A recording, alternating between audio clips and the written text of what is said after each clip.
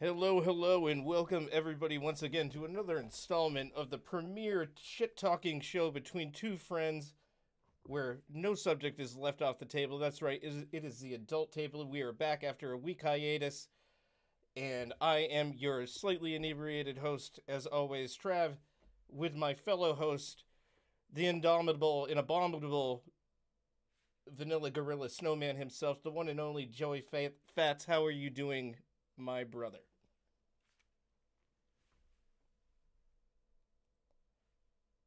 Are you in?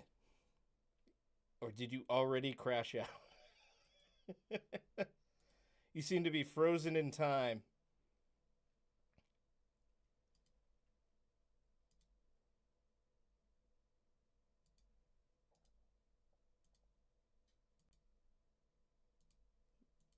Joey is lost to the ether.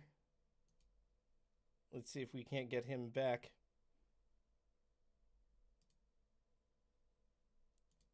Let me see if this works.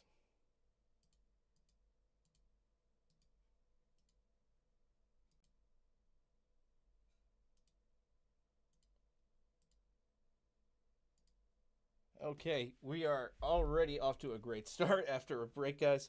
I'm going to see if we can't get him on here. Going to send him a quick text. But yeah, we got a lot to talk about tonight. Quite a few things to go over since the last episode a couple weeks ago.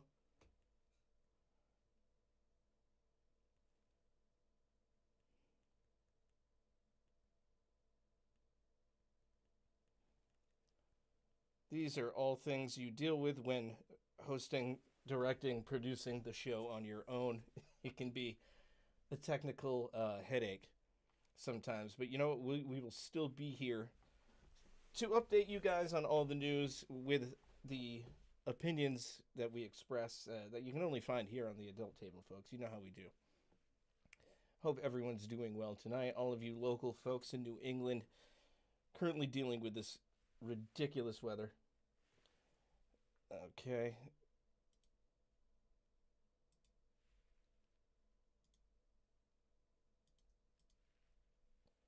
I am on it. Talking to myself here with Joey. And we're going to do what we can to get him back online. He's back on stream. But yes, hope everyone is doing well dealing with this shit. Everyone that currently lives in New England. Most of our viewership is from here. We do have some out of state and region folks. All right, Joey. There we are. There you are. Yeah, you like Much better. crashed out immediately. It went all dark, and then you came back, but you didn't stop talking because I could tell because you were wrapping up the intro. I was like, oh, and then I was on the other side. Like usually, I'm on the left side of my screen. I was on the right. Hmm. I was like, oh boy, this is weird. Something screwy is going on here. Yeah, of course it happens right as we start. But yes, I was just saying, hope everyone's dealing with this storm the best I can because most of our viewers are from this region, or at least at the very least in New England somewhere. Yes, it's been fun. I mean, it's actually pretty fucking rad. I'm not gonna lie, I enjoy the shit out of stuff like this. I am I'm an extreme weather fanatic, if you will. And if you were like, if we have to get a snowstorm, this is what I want every time. At least to have You it know, be impactful and a huge yeah, I pain don't in want the this. ass. I don't want to like pussyfoot around with this, like, we could get 4 inches, we could get a foot. I don't know. It could be crazy. Like we could, no. I want the shit that's gonna fucking close schools, shut down businesses, like a day or two in advance. Like, obviously, my work doesn't close, so I have to go to work regardless. But Right. like, I want my wife to know, like Sunday afternoon, that like Monday, you ain't coming to work, and you know what? Tuesday probably ain't looking good either. So Yep, enjoy the next 2 days off. that's what happened to me this week. Schools are already saying they're going to be closed potentially on Thursday as well, depending I on where mean, you are. dude, like my street. Fortunately, my street got plowed. Don't ask me how. It's the only one in my neighborhood that did. Like, so I live at a 4-way intersection. They came down my street, which dead ends. Or, I'm sorry, the street, yeah, but my street dead ends. My street technically runs in front of my house. But on the side of my house is the street you come down to get to it from the Ave. Yep. And they came down from the Ave. And instead of, like, continuing straight and just, like, pushing the snow all the way to the end of the road, they hooked a right and just went in front of my house and completely cleared out my street. I was like, sweet, dude. Well, so I have a straight shot to the Ave to get out of here now. Well, good for you. They still haven't hit mine, despite being off of basically two major streets. I know the major ones have been plowed, but they haven't touched us yet. It's like females. The major ones are always been plowed. You know? And then they won't touch you. Yeah, and then they're like, ew.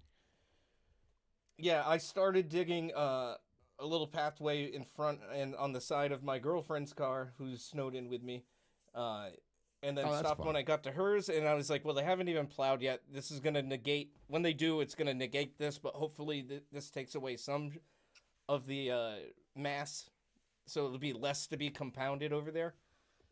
So I've snowblown the same path that I cut initially 3 times. And you can barely tell that I've done it at all. Yeah. Like, you can see there's a dip because now I've done it, like I said, 3 times. But, like, it's still almost filled back up, like, because the way the wind was whipping and pushing the snow around. It was just like, dude, I was like, this is fucking crazy. Like, there is a 4 to 5 foot wall of snow at the end of my driveway right now. And I'm like, I have no idea how long it's going to take me to dig out of this, snowblower or not. Yeah. Yep, I have to do everything manually. If I'm lucky, my landlord might help me out a little bit. Typically, he doesn't, at least not with on the street. But, hey, we'll see. It is what it is. That's the one thing I do miss about renting is that I didn't have to touch anything. It was always done for me. I was like, sweet. Like when we had the winter of 2015 when we got like, the like 4 major storms for 4 weeks in a row. Yeah. And I was renting. That was my first year, like living in an apartment with my, well, she's my wife now, but she was my girlfriend at the time. And my landlord took care of everything. Like everything was shoveled. I was like, sick. I don't have to shovel the driveway. Like, this is dope. Yeah. Yeah. Unfortunately, I parked in the driveway last time. This time, I just took a street spot while I could get it because there is a parking ban here. Right. So he did clear off my car for me last time, and he, snow blowed and shoveled around it. So that was a help. I made sure to thank him for that, of course. This time, hey, it is what it is. Just wanted to make sure we both had spots so we don't get tickets. Right. And yeah, we'll just go from there. Thankfully, work got called off for me tomorrow as well, so I'll have nothing but time to dig. I kind of was like laughing at my wife earlier because she's like, oh yeah, she's like, I'll be awake tonight after you're done with the podcast. Like, I'll be up because she's like, I got nothing to do tomorrow. And I was like, oh, we have a lot to do tomorrow. I was like, you might not have to work, but we have a lot to do tomorrow. Yeah, you don't have your job work, but you have work. We have manual labor ahead of us. Yep. So it'll be fun. I don't know. I'm pretty stoked on this storm. I love this shit. Like I said, I think it's so much fun, dude. Like just sitting there and watching it. Like, how bad can it get? And I think this is officially the worst storm we've ever lived through. Because prior to this was 78, which neither one of us were born for. Right. But it's kind of nice now that our parents can't be like, you weren't alive in the blizzard of 78. We had to walk uphill both ways. Blah, blah, blah, blah, blah. You don't understand how bad it was and blah, blah, blah. Now we're like, no, we do, because we've seen worse. Yeah, I think over here we got like 2.5 to 3. Depends where you are specifically, but when I went out earlier today around like 11:30ish, they hadn't plowed the streets. It was already up to my knees in the street. Oh, I tried walking to my in my backyard earlier, and it was almost waist deep. Yeah, it depends on how the wind's blowing. I'm like, this, like, and it was waist deep like throughout my yard. It wasn't like a drift that I was walking in. It was at least from knee to waist deep all throughout my yard, and I'm like, this is fucking nuts. And then it just kept piling up, piling up, and piling up. And now I'm like looking out at my car, which you can't see anymore. It's gone. Yeah, mine is Erased. completely buried. I didn't get to clear mine off at all. Like, I could have kept going, but at that point, I was already sweating from shoveling. Yeah, when you're sweating in a blizzard, you're like, oh, time to go inside. Yeah, with 60-mile-per-hour winds hitting me in the face, and I'm just like, all right. Yeah, I decided to throw on. I have like these high vis orange Oakleys that I got, for low light, and I was like, oh, perfect. This is exactly what I bought these for. Like they're like, guys that like do like downhill like mountain biking would wear. You know what I mean? And I brought them out, and I'm watching, and I'm like going through everything, and I'm like, it was actually almost worse. The only thing was nice is that I didn't have to like squint my eyes. I could keep my eyes open. Yeah. But after about 10 minutes, I couldn't see because the snow was sticking to the glasses anyway. So yeah, I like, opted not to wear any eye coverage. I had a fleece lined face shield and a hat on, and that was good enough. And a high vis winter jacket, and I had my insulated overalls on, so I was warm and dry, but yeah, it was still brutal out there. It was whiteout conditions for most of the time I was shoveling. Couldn't barely see in front of me. I mean, all through the morning, pretty much all through the afternoon, up until just like maybe an hour or two ago, it was whiteout. Yeah. Which was fucking rad. I mean, I'm such a, like, I'm a geek for this shit too, like nerd stuff. Like, like I know like the 40-70 benchmark, which is like, the longitudinal, latitude and longitudinal sweet spot for a devastating winter storm. And the eye of the storm like passed right over it, which is why we got as crushed as we did. And like all this like nerd shit. And I'm just like, yeah, like extreme weather is sweet. I mean, it is fascinating. I like the snow, but I don't like being inconvenienced by it, at least today and tomorrow. It's like, okay, I know I don't have to work. I don't really have to worry about much other than clean up when I'm able to get out there. Well, the good thing like about and I say the good thing, but like the nice thing about a storm like this is where it's so widespread that everybody gets fucked. Yeah. So nobody can possibly expect you to be like, like there are times like we'll get like, like a foot and a half locally, but Boston will get like 3 inches. Right. Yeah. And we're like, and they're like, oh yeah, that sucks. Like you're still going to get to work, right? And we're like, dog, like we're buried down here. And they're like, bro, it's not that bad. And we're like, well, not to where you are and where the job is, maybe. Yeah, like but the world doesn't revolve around your geographic location, you fucking jackass. Exactly. At least, like you said, still don't believe that. But at least this way, when it's like so widespread and everybody got fucking hammered, it's just like, yeah, dude, like, good luck. We'll see you when we see you. It's gonna take a couple of days, and everybody realizes that. You don't have your fucking shit ass manager from like your corporate. From Ruby Tuesdays being like, well, the restaurant's got to open tomorrow at 11. And people need their hamburgers. Yeah, people are going to want their cheeseburger minis, okay?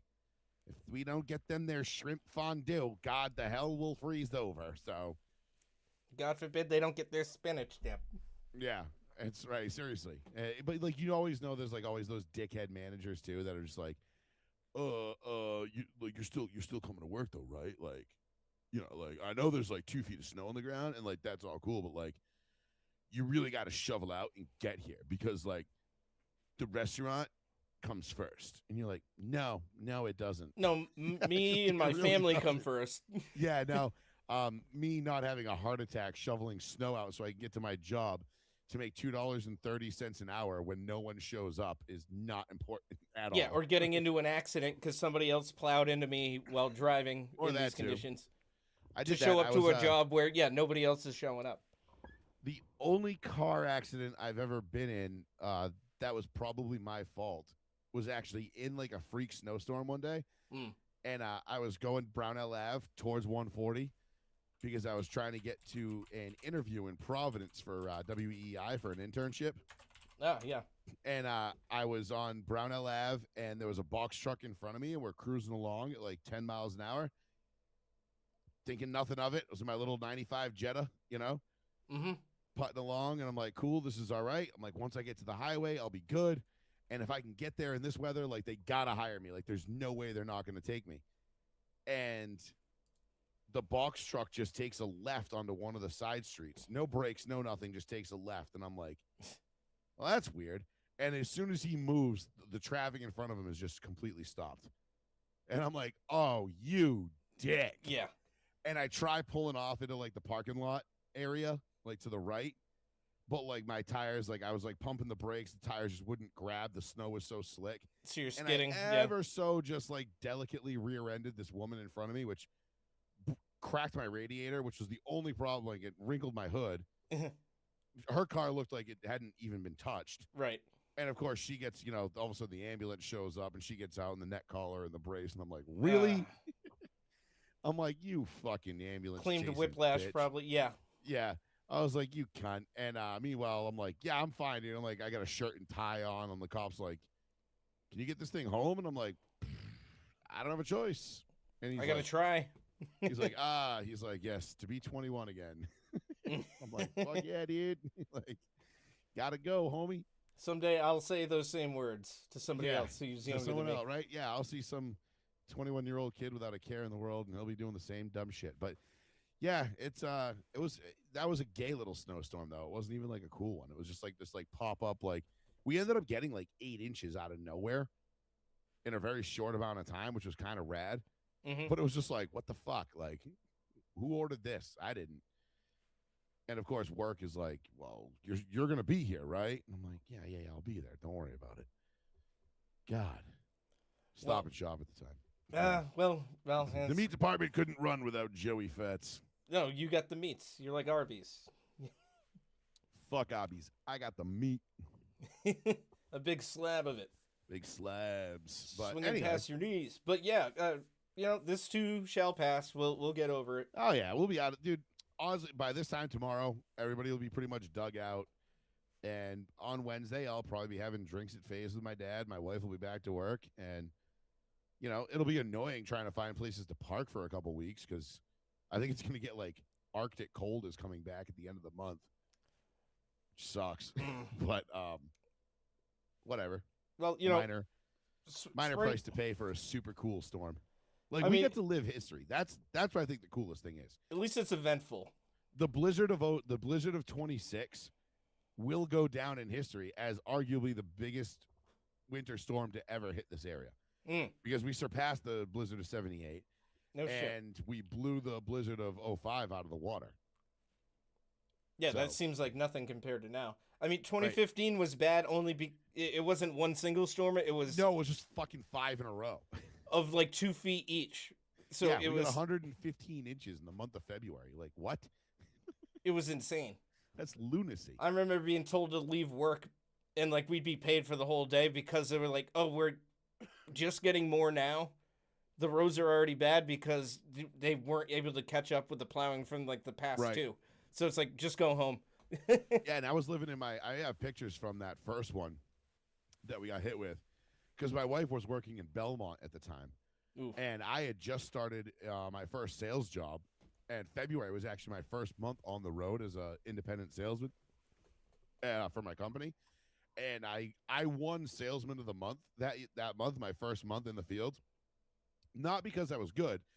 I was. You were like the only one actually I was the out there only doing one it. that didn't get impacted by the storms with visits, and it just so happened that I ripped off more sales than everybody else that month because I didn't have to cancel my visits. Yeah, by virtue of exactly. Yeah, being able to do it. It was not the most impressive month sales wise, but as a rookie, his first month in the field, I made an impression. I won a $500 bonus. I got called out in front of the whole team and the whole company, and it was nice. And my boss made you feel like a fucking rock star, and it was awesome. And it was why it was one of my favorite jobs I ever had. But because of the people. Yeah. The people made that job, for sure. Yeah, because sales, certain times it can. Sales on its face sucks. I hate sales. I'm good at it, but not because... I won't go into it. But anyway. Yeah. No, I get what you're saying. It's... I'm sure I could do well in that field, but I just don't feel right doing it. Like, I'm personable. Exactly. I can talk to people about anything. I just don't like having to be like, well, my income depends on... Please, sir, may I have your signature? My livelihood depends on it. Yeah. And they're like, I don't know if I really want to spend $88,000 on some windows. And I'm like, I tend to agree. Yeah, it's kind That's of a very retarded. steep price tag. Like, I don't know who's got that kind of money laying around for windows. Can but you really apparently put a people do. price on peace of mind over Yeah, drafty seriously. windows? Like, you got to say all that stuff. It's Just think about it. When the next storm hits and your windows are holding in all the heat, you'll save $18 on your heating bill. mm-hmm. Isn't that worth it in the long run? But Over 100 years, that's like $18,000. mm-hmm. In no way is this a scam. Actually, that was the one thing I will say about when I was selling solar. I could sell it because I believed in it and I knew it worked. Mm-hmm. And it did benefit people. Because if it was a scam or it was something that, like, I couldn't get behind, like when I tried selling windows and roofing and siding and all that shit, I couldn't do it. I was just like, I wrote up a guy for a quote one time. It was a $220,000 job. I mean, I'm talking windows and doors in this like 7,000 square foot mansion in Newport. Now, this guy was just like pocket change for this guy. Right. But on its face, I'm like, 220 grand for fucking windows, dude? Mm-hmm. I'm like, I would just sell the place and let the next guy fucking worry about it. And while that would have been a sick commission, I just like, I tried to get the guy to do it because I knew he had the money, so I didn't feel that bad about it. Yeah. But he ultimately was smart. He made that much money because he was super smart. And he was like, nah, I'm just going to let the next guy worry about it when I sell this place. And I'm like, yeah, that's what I would have done too. Yeah, I could. Can't argue with there, bro. I could spend some of that. I could spend, even less than that on renovating something else and still increase the property value. Yeah, no shit. It was just fucking crazy. But I couldn't get behind it, so I couldn't sell it, and it was tough. Yeah, I get that. But solar panels I could do. It's more like an ethical thing. You're like, yes, these are things that the house needs, but at this markup, it's like... It's insane. That's nuts. Yeah, it's like going to the grocery store and being like, yes, like you need red meat to survive, but also you can get a petite sirloin for $3.99 a pound. You don't have to buy the $18.99 a pound ribeye. You know what I mean? Like, I mean, you'd want to because it's better. It's but... better, and it is better, and it is, quantifiable how much better it is. Mm-hmm. However, if you really break it down, the essentials are all in. They're in both. They're in the yes. The protein's there, the fat's there. We got proteins. We got proteins. We got we got irons. We got tomatoes. vitamin D's and B's and C's and everything else. But all the amino acids you need. All that shit. All the amino acids you're gonna need to go out and shovel the 4 feet of fucking snow that's sitting at the bottom of your driveway right now. Yeah, and like you said, hopefully don't have a heart attack while doing. Yeah, please don't do that. Yeah, that's my goal. Know your limits, folks. Yeah, we're men of a certain age here. I told my wife, she was like, oh, should we go out and start shoveling? I'm like, why? This is a multi-day affair. I'm like, I don't have to leave till Thursday. You probably don't have to leave till at least Wednesday. I said, we'll go out and we'll attack it in little bits tomorrow. Yeah, I'm not going out in cold, wet jackets, because they're soaked or whatever. Yeah. Like, we'll throw all the shit in the dryer, get it nice and crispy, and then we'll go out, we'll do a little bit, we'll come in, have some lunch, we'll go back out, we'll come in, we'll have some drinks, we'll go back out. Yeah. And I said, by, dinner time, we'll be good. But I'm like, I'm not busting my tits to go out there and fucking do it all in one shot. Like, fuck out of here. Yo, no, you can't do it all in one. Especially if you don't, if you have a blower, more manageable, but if you don't, then I do have a snowblower, but it's not a great one. It's one of those little Cobalt electric ones. It's something though. Which the last storm was fucking awesome. But the problem is it is something. But that last storm we had on like Championship Sunday when the Broncos and the Patriots played, that was about the limit for my snowblower. Right. That about topped out its potential. And it was powdery. It was loose, powdery stuff. It was pretty light. Really it wasn't dense unless you waited until the very next day. As wet and heavy as I think they said it was going to be. Not around in my area. No, it was still pretty powdery when I was shoveling it. It was fluffy. It's just there's a lot of it. Right. But yeah, it's been fun though. I enjoyed it. I'm happy we got this kind of storm. I'm glad we got to witness history and see history in our area. Yeah. Because I told my wife, I said, this might be the last major snowstorm that we see Because if we move to Florida in 3 years, which is kind of in our plans, 3.5, 4 years, this could be it for us. Like, we just went 3 years. The last major snowstorm I think we had was 2022. Yeah. Other than that, we haven't had a Sounds big right. one since then. So I'm like, it's been 4 years on the dot. Like, this could be the last one that we get to see, while we're living here. And so I kind of wanted to, soak it up and enjoy it a little bit. And it was a big one. And yeah, both of us and your wife alone do, well, not alone, along with your wife, have been fortunate enough where we don't have to worry about work. Like, I'm getting comped for the days off just because it's like, well, what the fuck are we going to do? Right. We can't, nobody's going to be able to show up to this. So I'm thankful for that. Not everybody has that, safety net. All employers are different. I'm thankful and grateful for it. I think the good thing is that most people are I think most people are not working, today, tomorrow, whatever. I think because again, there's just nowhere to go. Like the 495 was shut down today. Yeah, that's a major that's Mm-hmm. a major highway in the state. Like I can't get to work without 495. I can, so if but 495 is closed, I can't go to work. I can, but it takes longer. I could, but I wouldn't know how. I'll put it that way. And not for nothing, but if 495 is closed, the back roads that I would have to travel to get to work would also be closed. So. I'd be able to take main roads to get there, but they still wouldn't be good. Like, if 495 isn't open, then main roads in even a decent sized city aren't going to be great.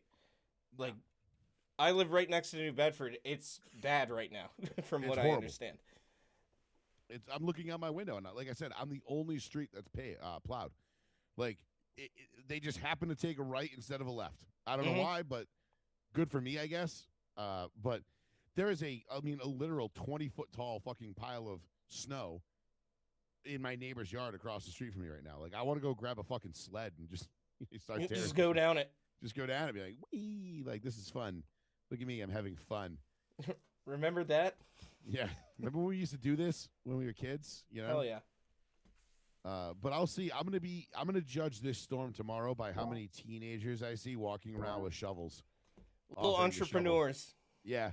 Because, you and I know, dude, when we were that age, like, if this storm had hit when we were in middle school and high school, early high school, before we had, like, actual jobs where we had to, like, go and do stuff, which, they probably would have made us come in today back then. But, yeah, we would have been out shoveling for, $10-20 a driveway. Yep.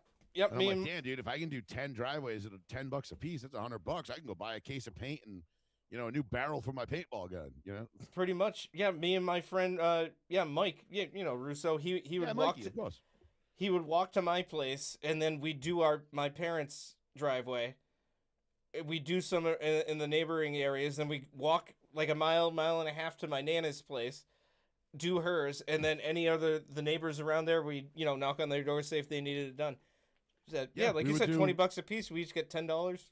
Yeah, we would back do my then in like mid to late '90s money. Hell yeah, that was dope. Yeah, I remember one year, it came down. We had a good snow day, and I think it was like 7th or 8th grade, and I was like got my first paintball gun, and I was like super into it.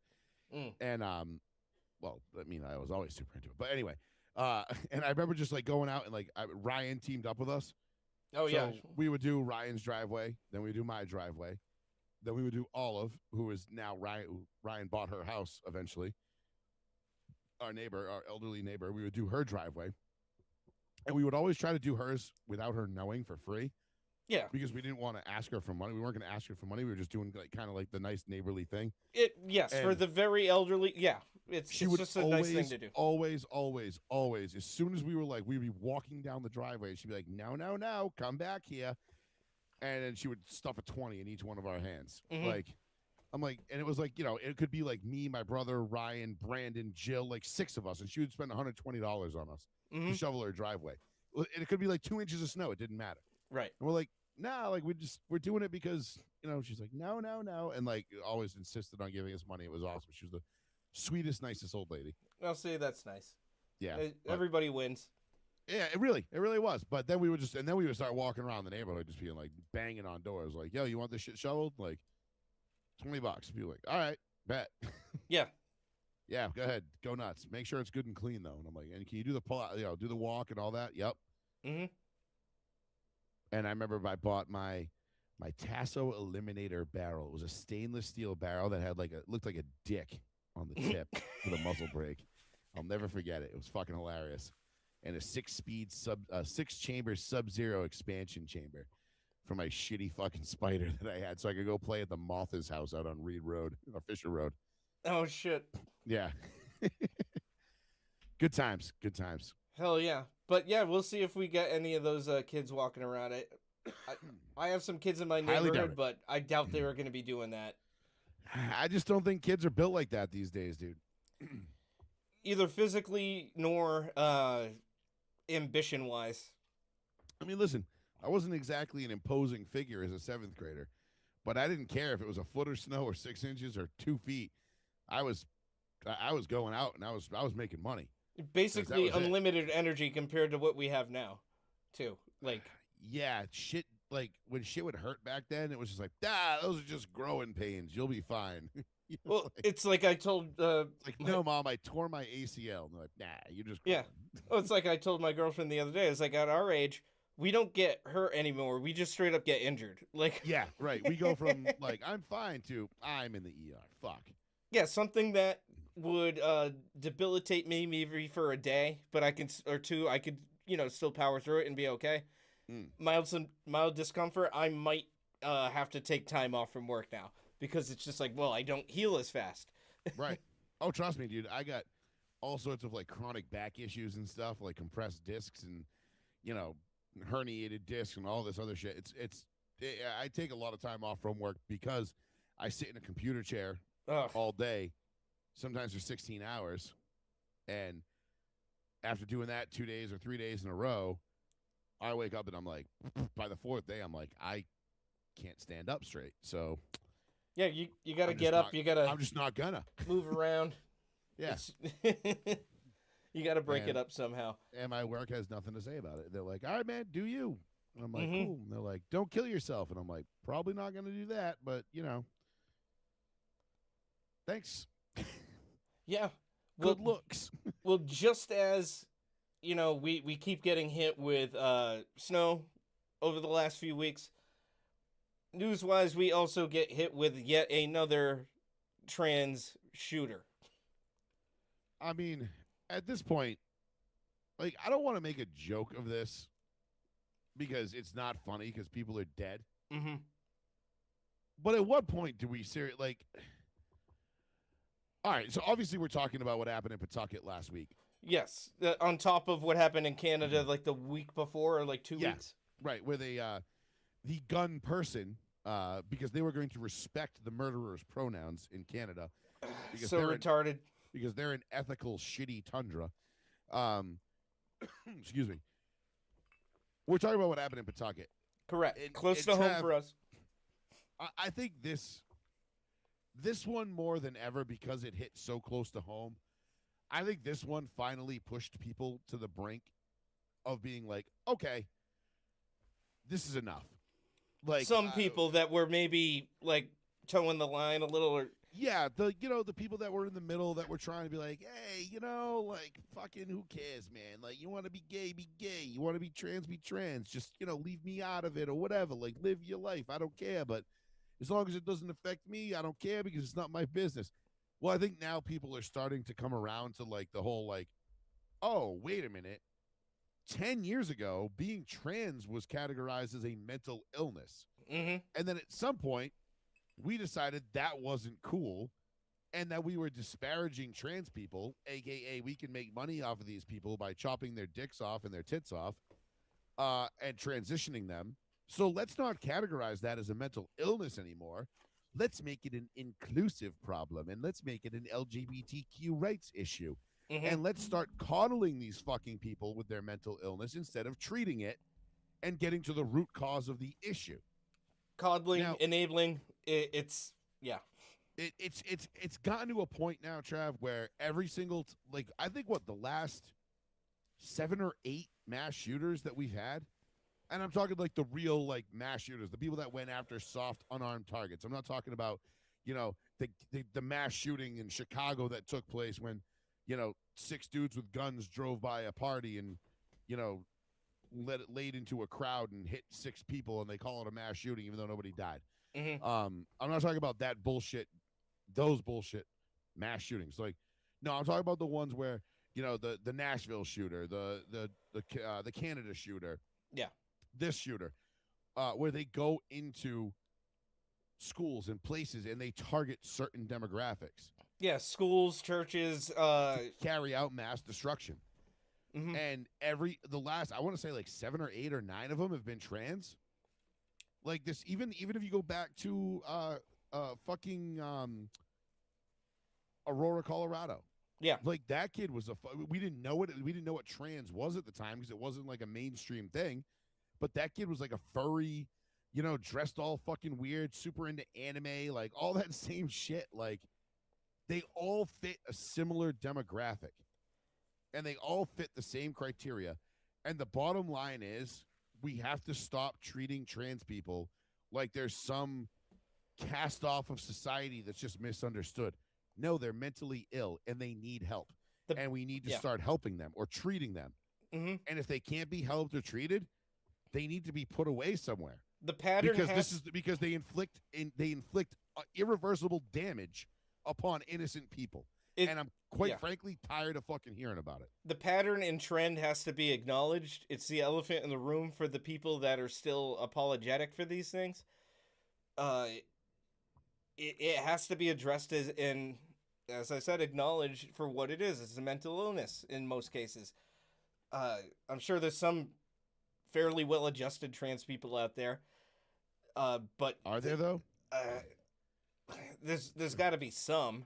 I mean, Blair White, maybe. I mean, and I'm only saying Blair White because I would totally let him suck my dick. But but that's it though. I'm only getting a blowy from it. I mean, nothing else. Nothing else. I'm not touching you. Yeah, you're not gay. No, it's not gay if you get the blowjob. It's gay if you put a dick in your mouth. You gay. Yes. You get your dick sucked by basically what the Mona Lisa of trans people. Yeah. I mean, we've all been duped. We've all heard the stories from Southeast Asia. One night in Bangkok and you're a faggot. But you get the point. But yes, so the Rhode Island one, I'll bring it up here. Targeted attack, went after his family. Which is just fucking horrendous, dude. Like,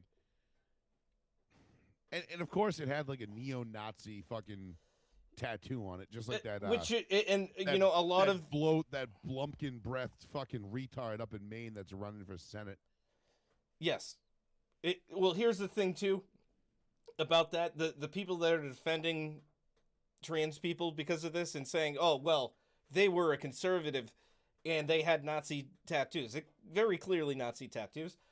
It's that specific skull and the SS lightning bolts. And he was pro-Trump for a while until he wasn't, because then he wasn't. Right, because then he became an anti-Trump guy, because Trump wasn't going to be the dictator, Nazi, Hitler wannabe that he wanted him to be. Yes, and this guy had a lot of anti-Semitic stuff. But don't worry, the Krasenstein brothers will tell you that he wasn't who you thought they were. Those midget grifters. Yeah, they that sold fucking like underage porn for years. Yeah, and somehow they're still allowed. God, I would love to see them both get fucking slapped in handcuffs and thrown in jail. That'd be amazing. And I see their posts. I don't engage with them because I'm not letting them profit from me leaving a comment. It's all a grift. I follow them on Twitter. One of them because, well, I follow a lot of people. Mm-hmm. But also I follow a lot of people I disagree with and don't like, simply so I can know what they're thinking and saying. Yeah. But this guy, it was clear he had some family issues. That's why he went there, specifically on senior night for this hockey game, and targeted his family members. By all accounts, the husband of the daughter who was there saved her life. by getting in the way of the fire. He unfortunately died due to this. Yes, he did. And of course, Trying to save his mom, yeah, trying to save his mom from his fruitcake of a dad. his Like, mom and sister. This is a tragedy that should have been avoided. Apparently, they all knew he had mental illness issues, and Duh. Did you see the pictures that he would post on his social media from the gym? well, I have some up from well, at least in this article, not from the gym specifically, but I saw those, and it's what was this guy doing? You know, He's a fruitcake. The signs are there. All the family members are saying that they were aware that this person's unstable, potentially dangerous. They have extreme views one way or another. And now they have this to add on top of it. It's a recipe for disaster. This pot has been boiling for a while, and then it spilled over onto and innocent people got burners. killed because of it. Because people didn't want to offend or hurt somebody's feelings or go against the mainstream narrative and be called a bigot. People are dead now because you didn't want to hurt someone's feelings. It's part of the reason why I wear this hat that I'm still wearing right now. I wear it in public. It says "fuck your feelings." Well, it's like feelings do not supersede somebody else's life. I don't care what your feelings are. Never at any point. And not for nothing, Trav, but you and I have talked about this 1,000 times on this show. The left is getting to the point of their empathy levels have become suicidal. Absolutely, they will welcome. They're the sheep that welcomes the two wolves in for dinner, and then lets the wolves decide what they want to eat. Like. Mm-hmm. You've got to be fucking kidding me. Like, you can't be this dense and this stupid. And the immediate reaction of people to jump out and be like, well, let's not disparage all trans people. And I'm like, no, you're right. All trans people are not mass shooters, but most mass shooters are trans people. And that's the trend that has to be unfortunately, that's a thing. It's like, not all Muslims are terrorists, but most terrorists are Muslims. Yes. I mean... And they're like, well, take away 9/11 and most of the terrorist attacks are carried out by what? No. That's like saying, like, well, take away, the 1990s and Michael Jordan isn't even that good. And you're like, okay. You just ignore history. But that happened. It still happened. Yeah. And right now. You don't get to start counting terrorist attacks from September 12th, 2001 until now and then be like, oh, wow, Muslims have never done anything before. That's crazy. Like, oh my God, look at the death. Look how many deaths they're not responsible for. You're like, yeah, but if you go back 24 hours, you will think like, no, don't do that. And they cry to my cause. They cry about the statistics, and obviously we can't include Canada's mass shooting when it comes to America's, specifically when it comes to ICE. But trans shooters have killed more people than ICE have this year so far in America. They sure have. Well, the United States. Again, boy, that is a big-ass old fact.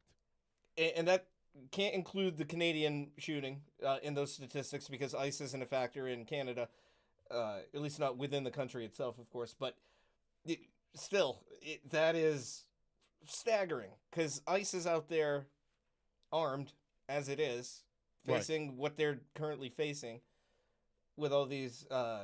assholes that are I don't even call them protesters now at this point, the ones that are following them. They're fucking paid activist losers.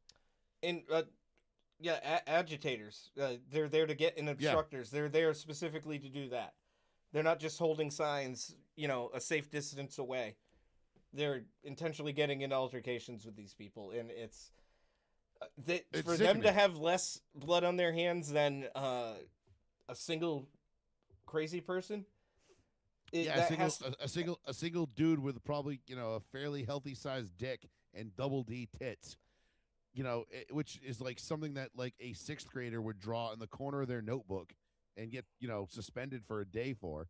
With cliche Nazi tattoos, no less. with cliche Nazi tattoos to boot, and yet we're still supposed to sit here and be like, well, trans people they're totally fine. It's just this one bad apple will ruin the butt. Like, no, this is like you said, it's.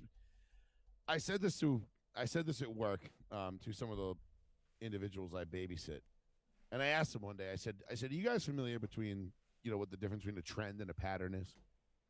And one of the low IQ individuals actually gave me the right answer. Hmm. And I said, very good, Billy. Here's the gold star on your forehead. Yeah. And I said, do you know who else noticed trends and patterns? I said, Adolf Hitler. I said, Adolf Hitler noticed a trend that when a certain demographic of people was put in charge and allowed to thrive in a certain societies, that things went bad. And the trend was in the negative direction. And he took action against it. And they're like, yeah, what's your point? I said, don't make me. I said, you know what he did to those people? He put them in concentration camps. And I said, don't make me turn this into Auschwitz. Okay. And it was a very long-winded way for me basically to like just really like drop like a I feel like it was a very cinematic way for me to tell them like, you guys are fucking up every single day and you're doing the same dumb shit every single day. And I'm starting to notice it and it's pissing me off. Trust me, Kanye's going to release a banger in a few years and you'll understand that. Yeah, don't make me fucking roll in here blasting Erica every day, okay? Don't make me get my brother in here. He's listened to it the most times, 13th most times globally. In the world. In the world. No, that was Kanye's Hail Hitler, but not Erica. Erica's the German marching song. Okay.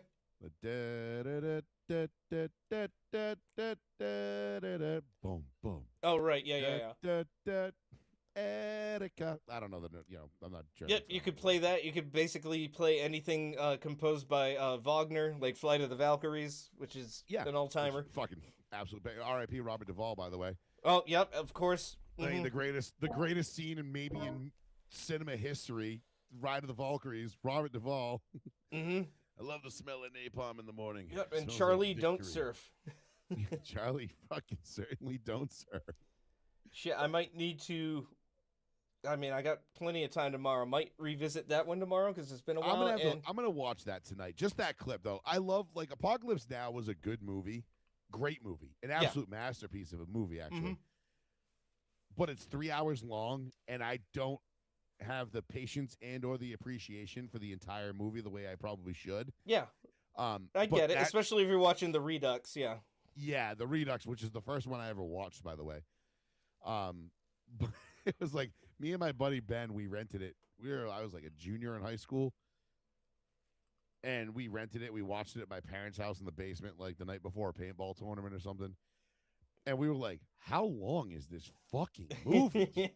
Jesus Christ! It is long, but I mean, like the scene, everything makes sense. Most of it. None of it feels like, oh, this could have not been in there. It all makes sense why it's in there. No. But yes, everything it's long. is awesome about it, but it was just so fucking long. And like, of course, you get all hyped up for the scene, the Ride of the Valkyrie scene, and you're like, yeah, this is fucking sick, and it is.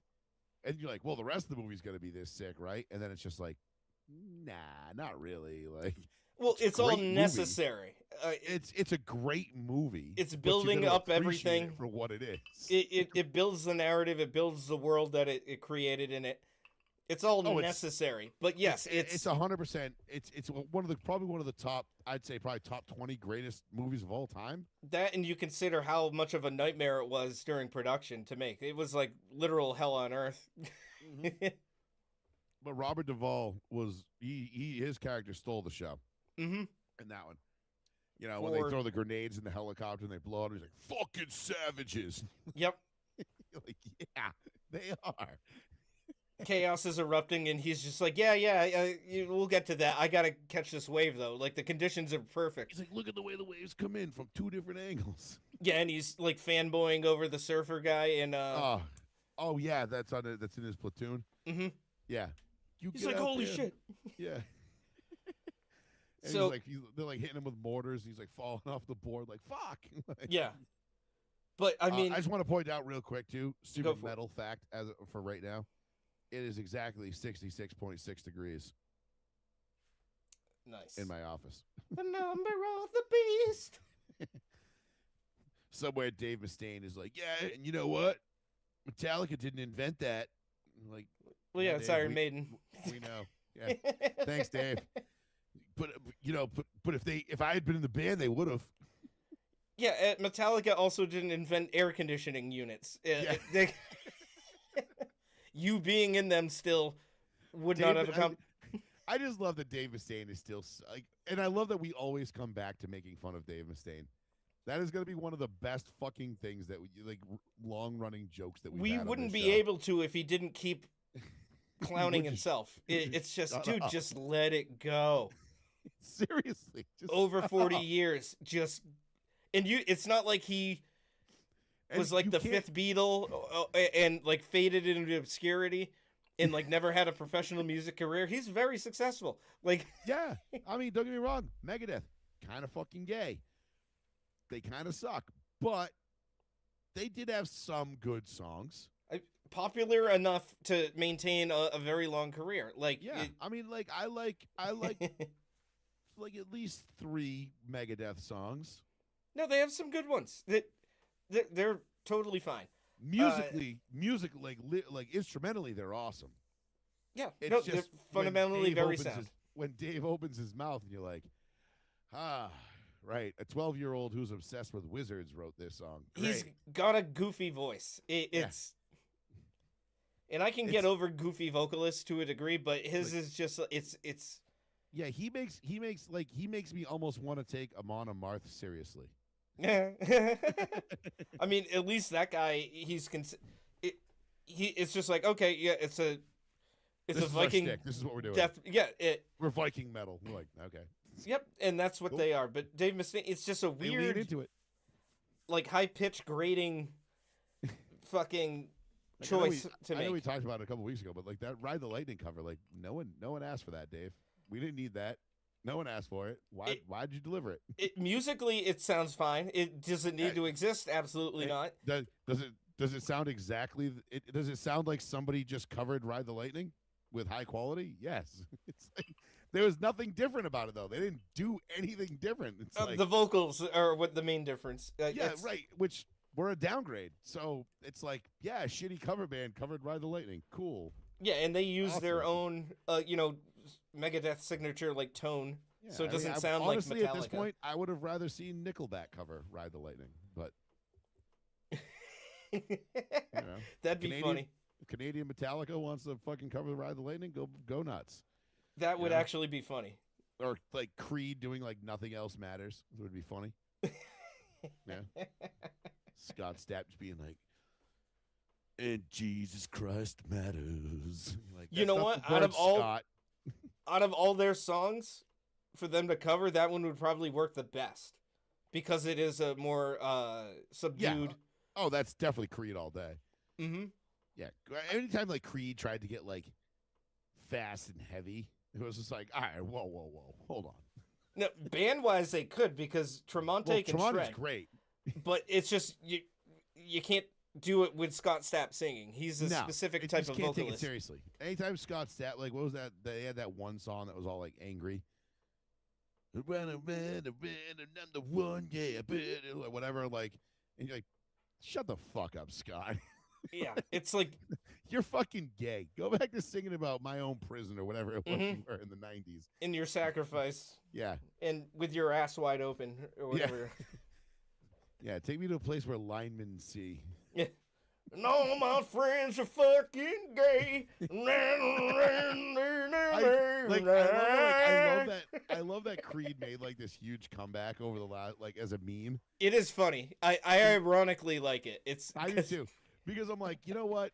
Garage beers at like 1 a.m. working on a car, blasting Creed might not be the worst thing in the world right now, and it would kind of be a welcome like refreshment.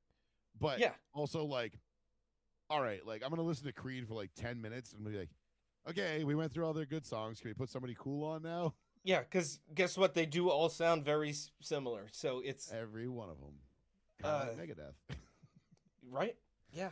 All right. There's our weekly shit on Dave Mustaine. Yep. And somehow sure. that came out of the trans shooter, which again, we. We just went from this guy like, wow, there's this incredible tragedy. We're all pissed off about it. Oh, by the way, Dave Mustaine's still a fucking gay. And you know what? That trans shooter is probably lifting weights in his garage, listening to Megadeth. Well, no, he's dead. Well, I But, mean, yeah. beforehand. Well, the next trans shooter is probably listening to Megadeth in his garage right now as he's like, oh, what Nazi tattoo can I incorporate into this sleeve I got? Oh, look at this Heinrich Himmler portrait I got on my ass. You know who was pretty cool? Joseph Goebbels. Let's not forget the man. propaganda man himself, Goebbels. Goebbels, yeah. Gotta get the gerbils. Gotta get the gerbils in there. Yeah, they probably want to gargle on Goebbels' gerbils. Gerbils, gerbils. It's like, oh, that's where Lemmy Winks came from. Oh, okay. shit. Now it's all making sense. Oh, wow. Matt and Trey were... Great adventure is starting in Joseph Goebbels' ass. Hurry on with Lemmy Winks, or you will soon be gassed. Yeah. Just like the 160,000 Jews, 6 million Jews before you. Jesus Christ. Oh, man. Yep, I think we can leave that topic. Again, a tragedy yeah, it's that could have not been... funny. Not a funny topic at all, actually. What we're laughing at here is how we got to where Yeah. we're talking about Dave Mustaine and Creed off of this horrible tragedy. That And then could we have get been... to Joseph Goebbels shoving gerbils in his ass. Yeah, this could have been prevented had the right things been done. And honestly, Trav, at the end of the day, like, just to bring it back to like a semi-serious note real quick, like at the end of the day, like I think I was making the point, or we were making the point that like I think people are waking up to that, like this is enough is enough. I saw at least enough pushback on my social media against the people that tried to come out and defend like the quote unquote trans community, whatever the fuck that is. And like, listen, man, like I got family members that are in that community. I'm not like stoked on it, and I'm constantly worried Yeah. for their mental well-being and where they're at. But like at the end of the day, like the people that came out and defended them and were like defended the trans community, like, yo, don't disparage an entire group of people because one person, like, no, enough is enough, dude. Like, we're done as a society. We are done catering to your idiot needs. Yes. Like, we're done placating you. Like, you've done too much damage.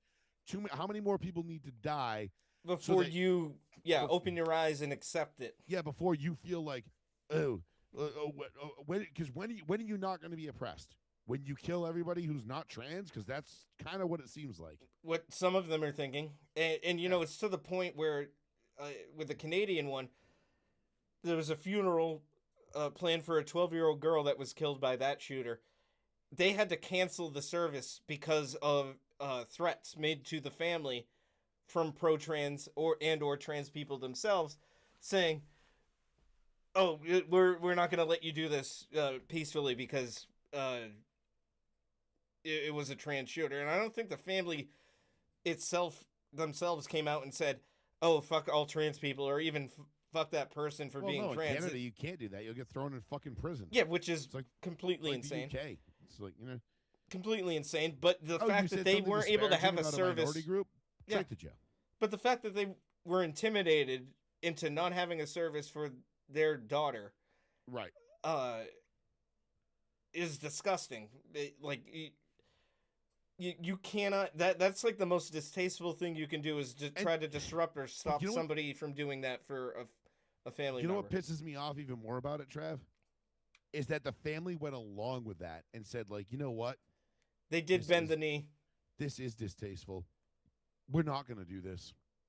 We're not going to contribute to the problem. It's like, bro, your 12-year-old kid just got whacked by a fucking homicidal, suicidal, mentally ill, deranged retard. Yes. And your ultimate end goal is to be like, we don't want to hurt anybody's feelings. Dude, after you lost a child. Like if anyone killed my kid, and I don't have a kid. Right. But if just say hypothetically I did and someone killed my kid, bro, there are not enough bullets in the world. Scorched earth. I mean, I'm talking like I'm stealing the nuclear codes. And I'm fucking bombing whatever fucking, like, I'm killing everybody you know. I'm ending your bloodline. I will duct tape a something to a drone and I make mean, it so. you're gonna see. I'll tell you what, dude. I've you and I, because the thing is you and I are rational thinking free adults, right? So we Mhm. don't like sit around and contemplate like what we would do realistically, or do like act on it, because we're like it would never come to that. Well, because no rational person But thinks that way. I mean, exactly, because no until you're. rational person thinks that's going to happen to them, because we live in a free society with free will, and people are supposed to respect one another, and at least to the point of like not killing each other. But let me tell you something, dude. Like, God forbid, there is a lot of people out there, a lot of people you really don't want to put in a corner with nothing to lose.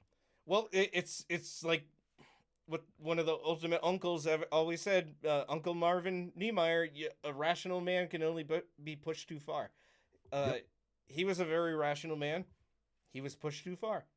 Different reasons, absolutely. of course, but that I mean, these things can happen. He it's like didn't have somebody murdered in his family. no, It was financial stuff and local government strong arming. but like Gary, but I mean, think of it just like guys like Gary Plouch Mm-hmm. or Plouch. How do you say his last name? Hua, Gary Hua. You know, Wah! everybody knows. For those that don't know Gary Plouch, he's the guy that the guy who kidnapped and raped his son was being detained by by the law enforcement, And being and transported. he was being transported. He went to the airport, pretended like he was on the payphone, turned, put the gun to his head, and blew his brains out on live television. Yep. It's a famous clip. You can go look it up. Gary Plouch, like, Uh, and it was his Ultimate Dad. and he was found not guilty in Texas for that, by the way. He did serve some time 30 before days, the I think. trial, but yeah, because guess what? That shit doesn't fly. And No, the in a funny thing rational is, society, everyone sat there and was just like, "Well, I mean, and the thing is, he got if you info. kidnapped and raped my kid, I honestly, Yeah. I think you got off early. I'd have probably kneecapped you first. And so just to prolong it a little, Yeah, but he but I got couldn't the because then info the cops from. would have jumped in, but whatever. He was friends with the law enforcement that were bringing. I think he was law enforcement, wasn't he? Gary Plouch, wasn't he a cop as well? If he wasn't, he definitely had he was friends closely within. associated. He definitely had friends within Yeah. that I forget circle, the that details of local it, it's been a circle. minute. He was given information by at least one of them that, like, oh yeah, he's going to be brought, he's going to Yeah. be transported, he's going to be here around this time, and he was like, oh good, thanks, and they were like, oh, Oh boy. Don't do anything stupid now, Gary. He's like, don't worry, I won't. and they didn't do anything to stop him, even though at least one of them knew that he was going And he to just put show a up. 38 straight to the side of the dude's head and ended him. Yep. I mean, which is honestly, if you're gonna fucking rape a kid, that's, in my opinion, the only way to go. You know? Yeah, But it's crazy, dude. Like, and I don't. Again, maybe it's just because it's my job and it's where I work and what I see every day. I don't think people realize how many people actually do that to kids. Like, it is way more prominent than you fucking know. yeah. The amount of cases that don't get reported are far outweigh the ones that do, and even the ones that do, The you ones got to that have a get, lot of yeah, proof to reported, be able to have reported, charged, get a conviction. prosecuted, whatever, like, and put in jail. Yeah. Compared to the ones that don't. I mean, Trav, I could tell you some fucking stories, dude, and I'll tell you off air. I'll Sure. tell you anything you want off air. You could pick my brain any day you want, dude. The shit I have seen and heard and read. Yeah. I mean, I can't go into it too much because I'll get in trouble. Well, I will pick your brain at some point. Yeah, absolutely. it's fun though. I'm telling you, it's fun. It not like in a like haha funny way, but in a very enlightening way. Like if you're like me, like you love information, you love being informed. Mm-hmm. Man, do I have some shit I could fucking tell you in my short stint doing what I do. It's fucking amazing. It's not amazing. It's amazingly disgusting and horrific. I know what you mean by amazing. Like, yeah, some of the shit, dude, that I've seen. I mean, I can give you. I won't mention any names, but we have this one con who is doing. I he's doing 40 years on a rape charge, which is like a horrendous amount of time to do for rape in Massachusetts. That's like a really, really bad one. Mm-hmm. And in the OV, his victim said she knew he was inside of her, but she couldn't feel it. And let me just say, I've had to strip search this individual, and I can corroborate why she didn't feel it. Yeah. Like, it doesn't make it any less disgusting what he did. Mm-hmm. But when you see this guy, and I could compare him to somebody that we went to high school with because he looks pretty much identical. Yeah, I'll tell you off air. It's awesome in that way. But he basically is a rapist with a micro dick. Right. Which is like, how does that even happen? But it happened, and he's doing 40 years. And then there's all sorts of other stuff where, like, he gets, he did stuff to his daughter and all this other crazy shit. So geez, yeah, it gets pretty dark, pretty quick in that regard. But, yeah, tiny penis. Color me shocked. Yeah. The rapist has a tiny dick. No way. Yeah. I'm plumb surprised. But by that I mean not at all. I'm saying it sarcastically. But I think we can move on from all that negativity and move on to some positivity. Yes, and hold on. Let me pour some positivity into my cup real quick. Absolutely. Because I need a little refresher, because this is going to be fun, because I'm actually very excited about this. That's fine. I actually have to use the bathroom real quick, so I think that... Oh, this is timing out perfectly. Yes. All right. Give me 3 minutes. You got it, bro. If I come back before you, I'll hold down the fort. 180 seconds. I'll be back. All right. You are on the clock. And go. Go.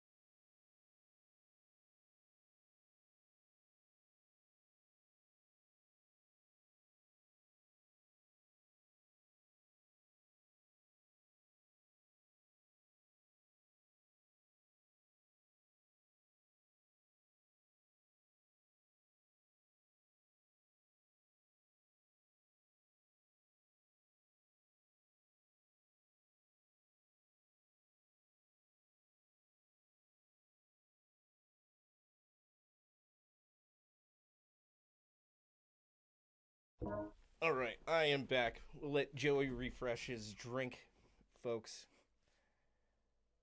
And yes, we'll be getting onto lighter subjects going forward. We try to touch on the heavier shit earlier on, and we have fun along the way.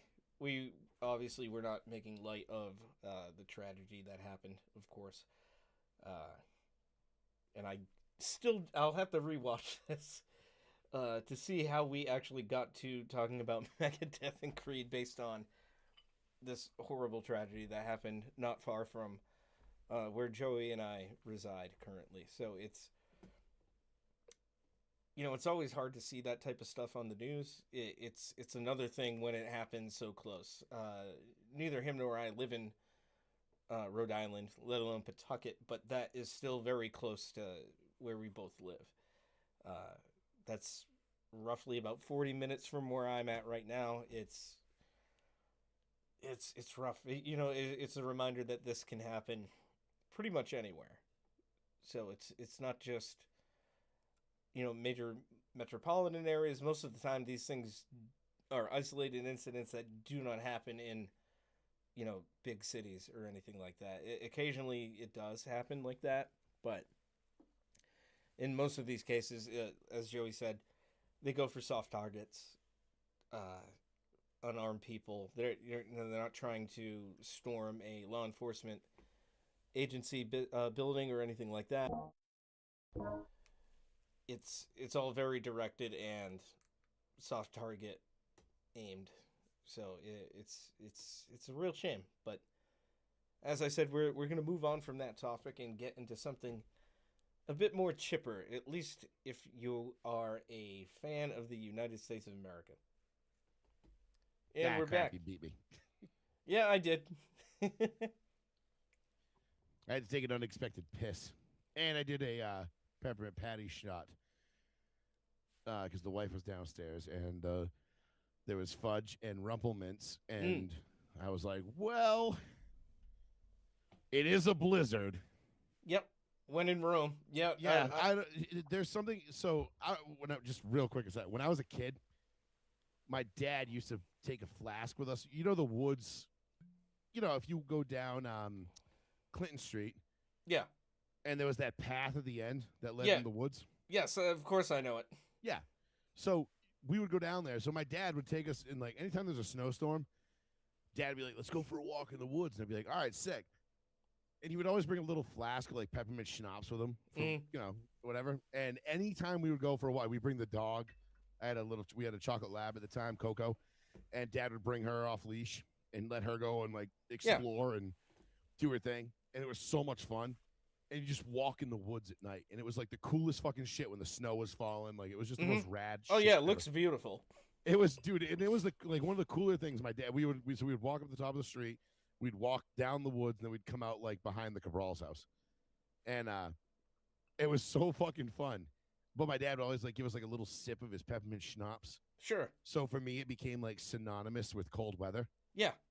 And then we went to Times Square in '99, right before 2000. Mm-hmm. And we were walking around New York City, and it was freezing fucking cold. It was like 12 degrees out. And we're walking around Times Square with my uncle and aunt. And we had stayed right there in the Marriott in Times Square. And my dad's like, give me shot like little hits of his peppermint schnapps. So for me, anytime it snows, immediately I'm like, schnapps. It's become synonymous, yeah. Yeah, it's like cold weather liquor for me. Sure. Why not? I mean, when I went out shoveling last night, actually, I did a little bit. Or at least to clear off the cars. So it'd be, slightly less on there for later. Took a little bit of the... Which ended up doing nothing. Yeah, essentially. But, took a swig of the Jameson Black Barrel, and I left another swig for it when I came back in to warm me up. And it worked. Yeah, that was the old warm you up shot, Yeah. This will warm you up. Yeah, exactly. Not even to get buzzed. And I was drinking basically all day yesterday. No, I never got buzzed off of it. I didn't actually. It was stretched out. No, I didn't get drunk last night because I did a live stream racing last night. Mm-hmm. So I didn't get drunk like I kind of intended to. But I also didn't want to get too shit-faced. I knew I was going to have to get up early and get the fuck out there and start shoveling. Otherwise, I was going to be behind the 8 ball. So you got to balance it out, yes. Yeah. I'll get drunk tonight after this. I'll get good and toasty. And then tomorrow night, I'll probably get good and toasty for the State of the Union address. There we go. Which is coming tomorrow. But more important thing, who's going to be at that State of the Union address, Trav? Oh, geez. If I could hazard a guess. Well, there's one or none other than... There's 2 sports teams that are going to be there for sure. Yeah, so Seattle? Wait. No, they won't. They declined, right? They declined the White House visit, the annual. That's not the State of the Union. No, I'm talking about the men's and women's hockey team. Well, I believe the women's team declined. Oh, did they? I believe so. I can look that up. The men's will definitely be there. They were partying with cash.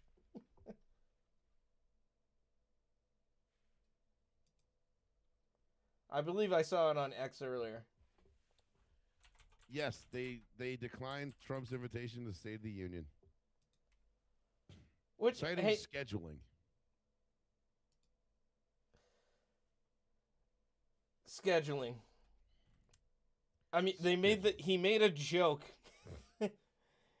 during a call while he was with the men's hockey team. We're gonna have to bring the women's team, otherwise they'll be impeached. It's a joke, people. I know. And people lost their minds saying, "Oh, it's so misogynistic." Like, no, remember when we could joke? And I hate that this is on NBC News, but this was the first one that popped up for me. They said it's declining President Donald Trump's invitation to attend a State of the Union address a day after the president jokingly told the U.S. men's hockey team that he would be impeached if he didn't also invite the women's team. I mean, not wrong. Yeah, we are But sincerely... also, didn't the women's team win gold like fairly recently though? They probably did. They said we are sincerely grateful for the invitation extended to our gold medal winning U.S. women's hockey team and deeply appreciate the recognition of their extraordinary achievement. Spokesman said, due to the timing and previously scheduled academic and professional commitments following the games, the athletes are unable to participate. They were honored to be included and are grateful for the acknowledgement, the spokesman added. So at least they are not pulling a U.S. women's soccer team of, no, we're specifically not going to go because we don't like Donald Trump. Right. They won it as recently as 2018, by the way. Okay. Yeah, so a couple games ago. And they won it 98, 18, and 26, which is, I mean, fucking badass, dude. Like, good for... I want to give it, like, specifically a shout-out to the women's hockey team, because that was, like, it gets lost in the fold because the men's team won it. Right. Which, obviously, like, the men's, it's like, that's the pros. Like, more people watch it. Yeah. That's the pros. Like, we all get it. Like, whatever. Mm-hmm. But, like, I think we've gotten accustomed to, especially with Olympic teams, like, the women's teams actually being the better versions. Or more successful versions, I should say. Like the women's soccer team. Dominant. They're fucking fantastic, dude. Like Alex Morgan and Hope Solo and like all these Mia Hamm back in the day. Yeah, like I mean, they were unbelievable. They were winning women's soccer. They were getting sniffs of they were winning goals while the men weren't even getting sniffs. So yeah. It's kind of become like a thing, I think, where like we almost like assume like, well, yeah, of course the females team is going to be better because, like, our chicks are just way better than your chicks, And we're more diverse, but in the good kind of way where it's spread out. Like, and like in the way where like we actually have people that play soccer. Yeah. Which men, not so much, because if you could be a great soccer player in America, why wouldn't you, like Tyreek Hill, for example, fantastic soccer player. Chad Johnson, Ocho Cinco, unbelievable soccer player. Why would they go play soccer when they're that good at football when they can make millions of dollars? Like, to play. I mean, granted, they're going to be taking hits. Yes, the money. Like if we took our world, like the best athletes that America has to offer, and just hyper focus them into soccer, yeah, we'd probably win fucking gold medal after gold medal too. Well, the thing is, they just don't give a fuck. Like those guys that you just mentioned, like Ocho Cinco and Tyreek Hill. They could have went and played for like a European team or somewhere else and probably made some decent money. Maybe. I mean, I don't know. But the thing is, with the talent pool of soccer, it's much bigger. Oh, yeah. It's a global thing. Poverty ball reaches all levels. Of course, because anybody with an open field and a ball and a way to designate goals. Yeah, I mean, all it's going to be is like an inflated cat at that point. You know what I mean? The distended belly of somebody that was just executed. Like, yeah, right. Which, if you go to any of those Muslim countries, could be any one of your LGBTQ heroes. As long as they weren't thrown off a building, because that shit will explode on them. Yeah, then you pop it. And it's like, well, that's no good, guys. Come on. Can't you just put a bullet in his head like a normal fucking person? Jesus Christ. I mean, come on. You made. Look at this awful mess you made. Look at the fucking you fucking muzzies with your theatrics. This bigger. I want to see the cut to the janitor or the guy who has to maintain the outside of these buildings. Right. It cut to him and he's like, another. Or he's just in there. He's like, like as it falls, he's like, yeah, I love my job. Or hey, you know what? Actually, it's good for that economy, part of the economy at least. I mean, guy probably gets paid. That guy probably pulls up to fucking work in a G-Wagon every day. So well, this implies though that these countries are also employing people to clean up like anything outside. So Or they just like they're like, nah, the dogs will get it. Leave it. I'm not probably touching that. that's more likely. I'm not touching that filth with my mop. Ew. It's more likely that happens. And yeah, the scavengers start to circle. Yeah. But USA, holy shit. USA. And I want to say one thing to all my to one particular friend of mine who tried to shut me down on Facebook yesterday when I said "suck it, Canada," and he was like, "No, hold on." He's like, "You shit on hockey all the time. You call it Canadian soccer. You don't like hockey. You don't get to fucking join in the fun, and just because the United States won." Yes, I do. No. On the contrary, my friend, I would if the United States had beat Canada in curling, I would have said "suck it, Canada." Yeah. If the United States beats anybody in anything, I would say "suck it, your country," especially if it's your country's primary sport is the thing that we beat you in. Mm-hmm. Like that's like beating Canada in hockey is like if like Argentina came to the United States and beat us in a game of football. Yes. Like, just no, it ain't happening. Dog. Well, I mean, maybe not that great of a stretch, but it's comparable because we do love hockey here. But it'd be like the 04 basketball team getting bronze. Yeah. And having us to have the redeem team. You know what I mean? Like where we went over there and funny fucked around and didn't realize that like basketball had become pretty popular worldwide, especially through Europe. Yeah. We were like, we're just going to go over there. It's going to be a dunk contest, and we're going to win, and we're going to get gold, and it's going to be cool. Yeah, Lithuania has their goofy fucking tie-dye jerseys, whatever. Yeah. And then they got bitch slapped, and then we had to have the whole redeem team thing in 2008 and 2012. Mm-hmm. And it took Kobe fucking Bryant, R.I.P. legend, second best basketball player of all time, maybe, to go over there and instill the winning culture back into these fucking young retards like LeBron James and Carmelo Anthony. Mm-hmm. You know, who, God, I'm just so ready for the LeBron James era to be over, but whatever. I was ready for it basically as soon as it started. I've never liked Listen, I went from I loved LeBron to I hated LeBron for a year, and then I went back to loving LeBron. And now I hate LeBron again. I hate LeBron, the person, the player I love. Oh yeah, I can separate. I'm not denying his skills and ability, but I don't want to get into a whole LeBron James drag out thing because that's stupid.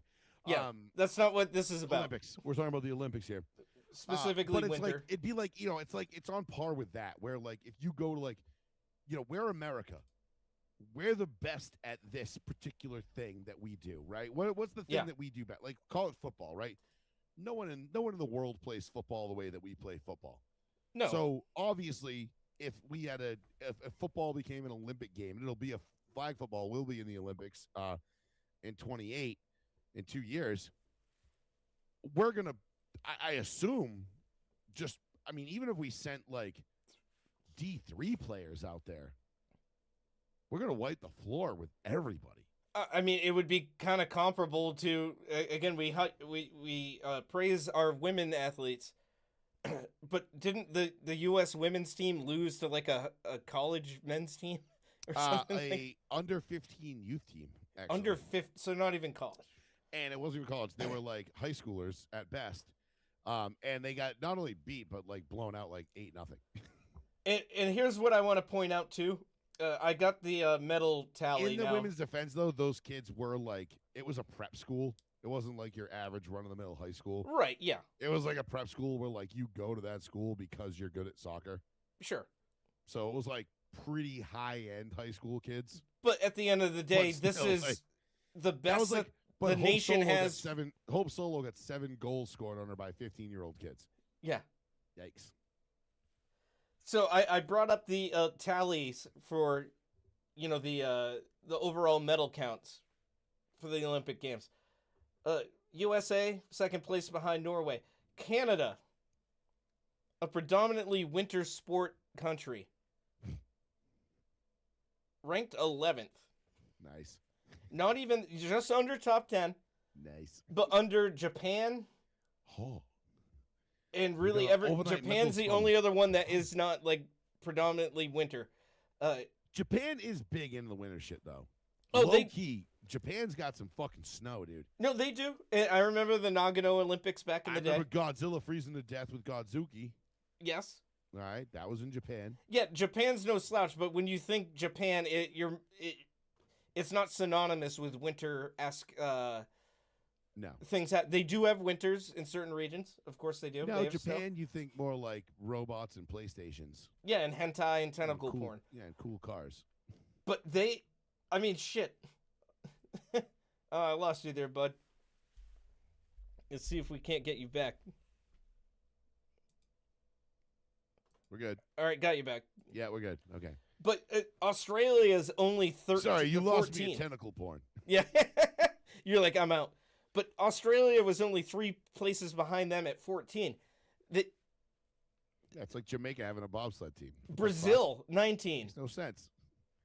My favorite thing I think about this Olympics, other than the Canadians getting beat at a game that they love and cherish more than anybody, It's their national sport. was them getting caught cheating in the curling. Yep, the guy poking it, he poked it.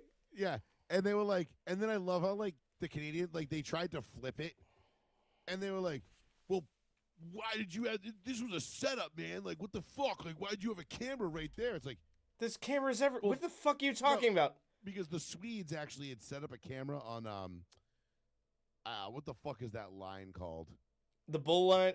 Mud line or something like Yeah, that. it's something weird. Muck line or it's something stupid like that.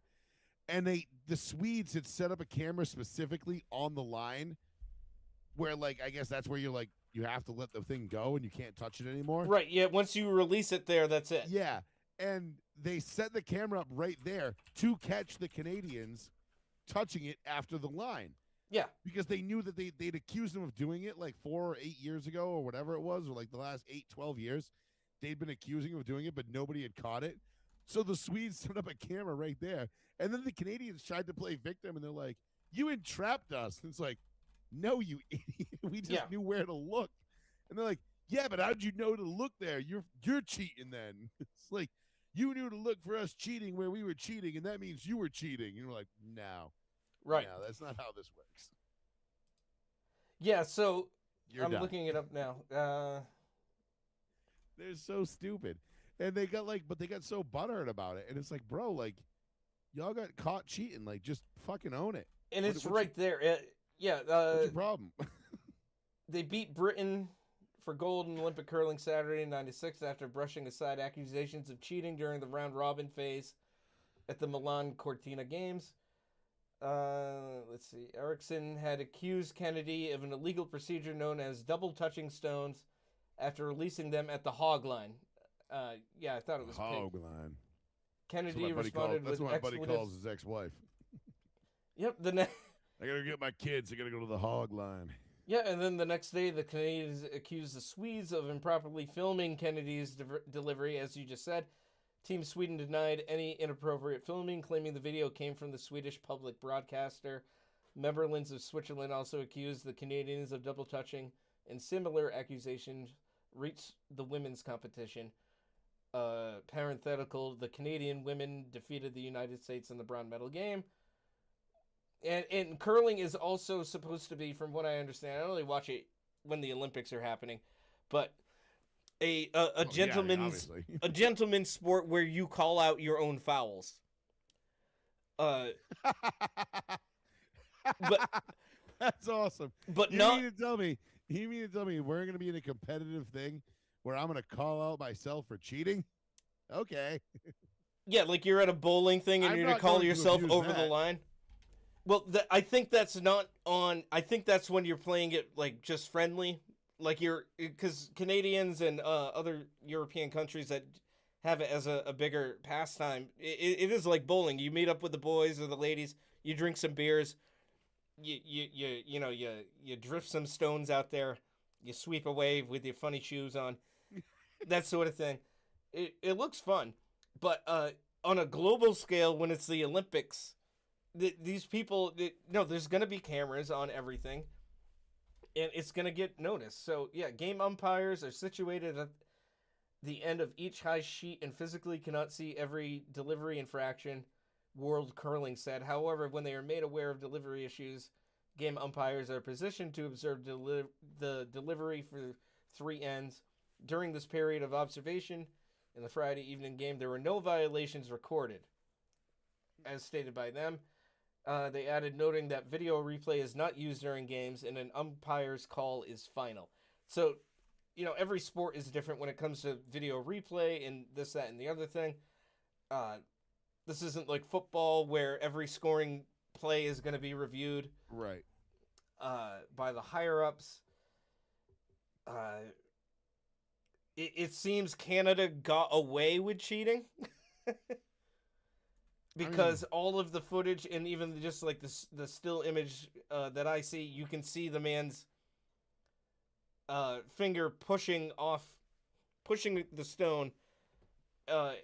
It's taken at the angle where he's crossed what is referred to as the hog line.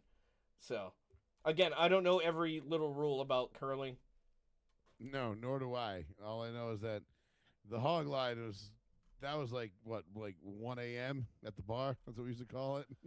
It's the hog line. You're getting Time to get in the hog line, boys. Getting late. Every other attractive lady that was here earlier is already left with somebody else. Yeah. I got to get in that hog line and see if I can't. Well, that one looks like Grimace, so I'll take that one. Well, you know what? Hamburglers can't be choosers. Sometimes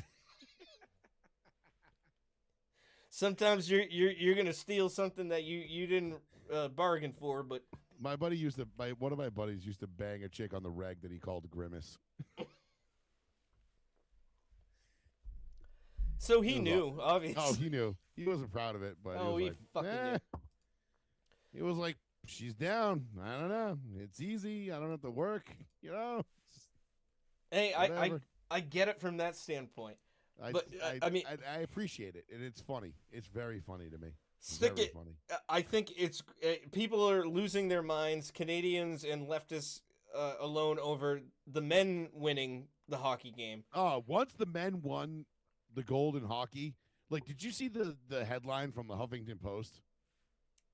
Of course, I didn't. I can bring it up. It was something along the lines of like, if you feel icky about waving the American flag right now, you're not alone. Because they were like, because the men's hockey team was so like pro USA. You had what was that freestyle skier's name? That was like, like, I don't know, bro, like representing the USA right now, like it's just like pretty not chill, And yeah, Hunter. I think his name was Hunter. He's a freestyle skier. And he was like, yeah, he's from Washington State, obviously. Mm-hmm. And he's like, yeah, like, bro, like, like, it's, like, pretty not chill. And, like, like, it's kind of difficult. And, like, sometimes, like, if things align with my values, then, like, I'll totally be, like, okay with that. But, like, if they don't, just because I'm wearing the flag, like, doesn't mean that, like, I'm totally all for the U.S. Yeah, I'm not even seeing that on HuffPo right now. I don't even want to be on their website. He's like, I consulted with like my boys Dax and Graham, who are like super duper smart. Like they went to college, and like, dude, they've totally got some stuff you should read. And like, they always like tell me like, bruh, Trump is so not chill. Like he's so not a vibe, and like. I don't know, man. Like, he's just harshing our mellow super bad right now. And, like, I'm just so not down with fascism. And it's just tough. It's just to him be an saying American. all And I'm the like, things. and I'm just, like, sitting here. I'm like, shut the fuck up, pampered white boy. I'm like, you're not even 30 years old. You're probably in your, like, early 20s. You've never worked a real day in your life because you're in the Olympics as a freestyle skier.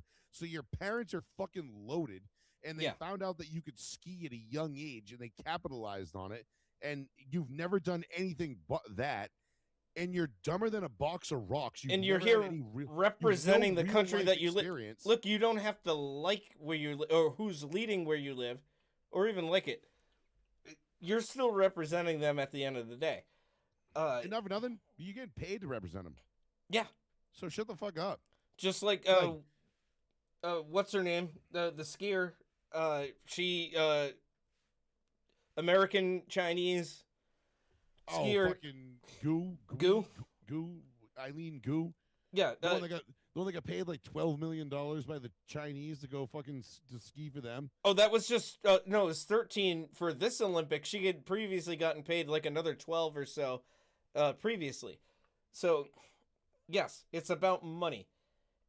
And then you get the discourse with the all the Canadians Hunter crying Hess. about losing What was his hockey. name? It's like, you guys, just face it. It came down to OT, but immediately Canadians on X were saying the better team lost. No, if the better team, no, the better team Cool. didn't lose. Cool. No, I think they were right. I think the Canadians were on paper the better team. But you know who On else paper was the doesn't better- matter. Trev, you know who else was a better paper on team? I don't know. The Brits in the 1700s. Yeah.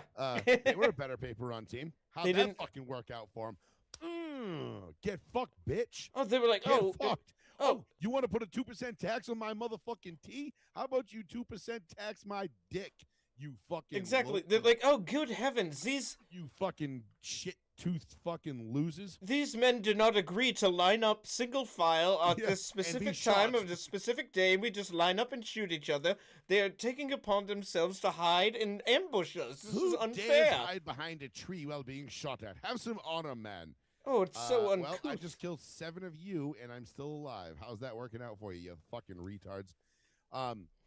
Yeah, you know who else? And I mean, listen, not for nothing, but like Uncle Addy, he had a better paper, better team on paper, in 1939, and and the Japs kind of fucked that one up for him. But Mussolini didn't help either. He was a mess. Mussolini didn't hurt. He didn't help, but he didn't hurt. He didn't do anything really. He was just riding coattails. Yeah, he absolutely was. He was just like, I don't know what to do. Fuck it. Hitler put a gun to my head and said, join him, so I did. What So do you I want me to do? created fascism. Yeah, he's like, I'm a fucking prick. Mhm. They hung him up in the town square. It was great. Oh no, that totally justified too. Fuck him. Yeah. Il Duce. Il Nuce. Your neck is Yep. gonna go in one. But- But no, like, yeah. the Germans had a better team on paper. The Brits had a better team on paper. And guess what? You ran into American fucking might and American heart. And at the end of the day, that's what separates us from the rest of the world, is that we're better than you, and we know it, and we're not afraid to kick your fucking vagina in and tell you it. And we're not And going to even though apologize this for is being your better. game, like, you're better than us at this, supposedly, we're still going to find a way to beat you because fuck you, that's why. And a lot of them are like, Because oh, it gives us great pleasure yeah. to bring you sadness and sorrow at something that you deeply care about that we don't even fucking remember exists for until 4 years from now. Yeah, and I'm gloating over all of it because it's funny because they're like, oh yeah, here's a post. I'll put it up on here. Somebody saying, damn, Canada's not wrong. Canada lost the hockey game. We still have free healthcare, women's rights, and our journalists can ask questions without arrest. Our leader isn't a convicted felon. Carry on, my friends. We are good. That's insane copium. Like, I mean, first of all, none of that's true. Nope. All right, your healthcare sucks. Like, It's not free. The busted teeth that what's his name there? The kid that hit the game-winning goal. Mm-hmm. The busted teeth that he have. Yeah, you get put down for that in Canada now. Like, they Right. just kill you for that. They're like, ooh, that's an expensive dental bill. Have you ever heard MAID? Mm-hmm. Yep, me. Yeah, I saw those memes going around. Yeah. So that's how you're gonna go. Once you get your teeth busted in a hocky game. Yep, So women's your rights healthcare is not free. There's a reason why Canadians taxes. come and get temporary visas to come to the U.S., become citizens, hop on our healthcare, get their shit fixed, and then go back. Because they can get checked out quickly. Yeah, you know how I know this? Because I have friends that compete in international sports. Primarily, one of my good friends competed in international sailing. Mm-hmm. So like they would do like Newport to Bermuda. No He's shit. done like L.A. to Hawaii. Like he's done the Great Lakes. Like he's raced against Larry Ellison's team. Like, No and joke. I'm talking like big motherfucking money sailing. Like sailing is crazy rich man hobby. Oh yes. I mean, I'm talking like you gotta have fuck you money just to even get a look. I'm like, I mean, like Larry Ellison's type shit. And these crew members, they'll like tear a rotator cuff, and they'll be from Europe or Canada or whatever, and they'll come to Boston. They'll get a temporary visa. They'll hop on Mass Health. Mm-hmm. They'll get their labrum or their rotator cuff or whatever it is fixed in 8 to 12 weeks, maybe 6 months tops. Where in their home country, they're looking at like 3 years. Mm-hmm. If they can get the surgery. So it's like, nah, dude, like my career depends on my shoulder being good. I need this shit fixed and rehabbed by next year. And they're like, best we can do is 3 years from now. And they're like, nah. So they come here, take advantage of our private healthcare system, which, you know, sucks so bad. And it's funny to see. And then when you ask them point blank to their face, like, oh, so do you think that like America has a better healthcare system than your country? Like, oh, absolutely not. No, hell no. No, our healthcare is awesome, dude. I'm like, well, why are you here using ours then? Mm-hmm. Oh, well, you know, circumstance. You know, it's just circumstances. And you're that's all. It's just excuses. so you're lying. You're lying. What you're doing is lying right now. What you're trying to do is tell me that yours is better, and yet you're here using ours. If yours was so much better, why aren't you at home using yours? Yeah, if it worked out so well, you wouldn't have people because dying. Ours is better because private is better because privatizing it encourages competition, which drives down prices and raises the level of production. Affordability. Yeah. Like Jesus Christ, it's not that fucking complicated. But anyway, yeah. So anyway, all that shit they said was fucking false. It's insane. Their leader might not be a convicted felon yet, but didn't I just see a thing that the Canadian Prime Minister is like could be indicted any day on like ties to the Epstein files that the Democrats pushed so hard to be released, and now they're all getting arrested. The fucking loser prince from the UK and former prince, yeah, former prince, and I think it was Kai Starmer. Kai Starmer, I think, is next on the chopping block. Mm-hmm. From the Epstein files. So like this is all going swimmingly. High-profile arrests are being made to the people that are actually. I can't wait until it comes out that Justin Trudeau's dad was Fidel Castro and that like he's just a communist pig boy. I think one of the funniest things I saw, and it was, I'll bring it up now. Well, I'll bring it up on my phone to read. It was Austin Matthews on what he told the team before overtime in the gold medal game. And I quote, "They're telling us we're bad people because of our government or whatever. That isn't us at all. Their last prime minister did blackface, divorced his wife, and then started banging Katy Perry, who can't sell tickets to her shows anymore." That's amazing. If that's not a rally the troops before overtime, motivational speech, I don't know what is. Like, no, fuck these guys. They booed. Now, this all started Canada because you booed our national anthem. And they claim to say that we're sore winners because we're rubbing it in their face. It's like, no, you started this.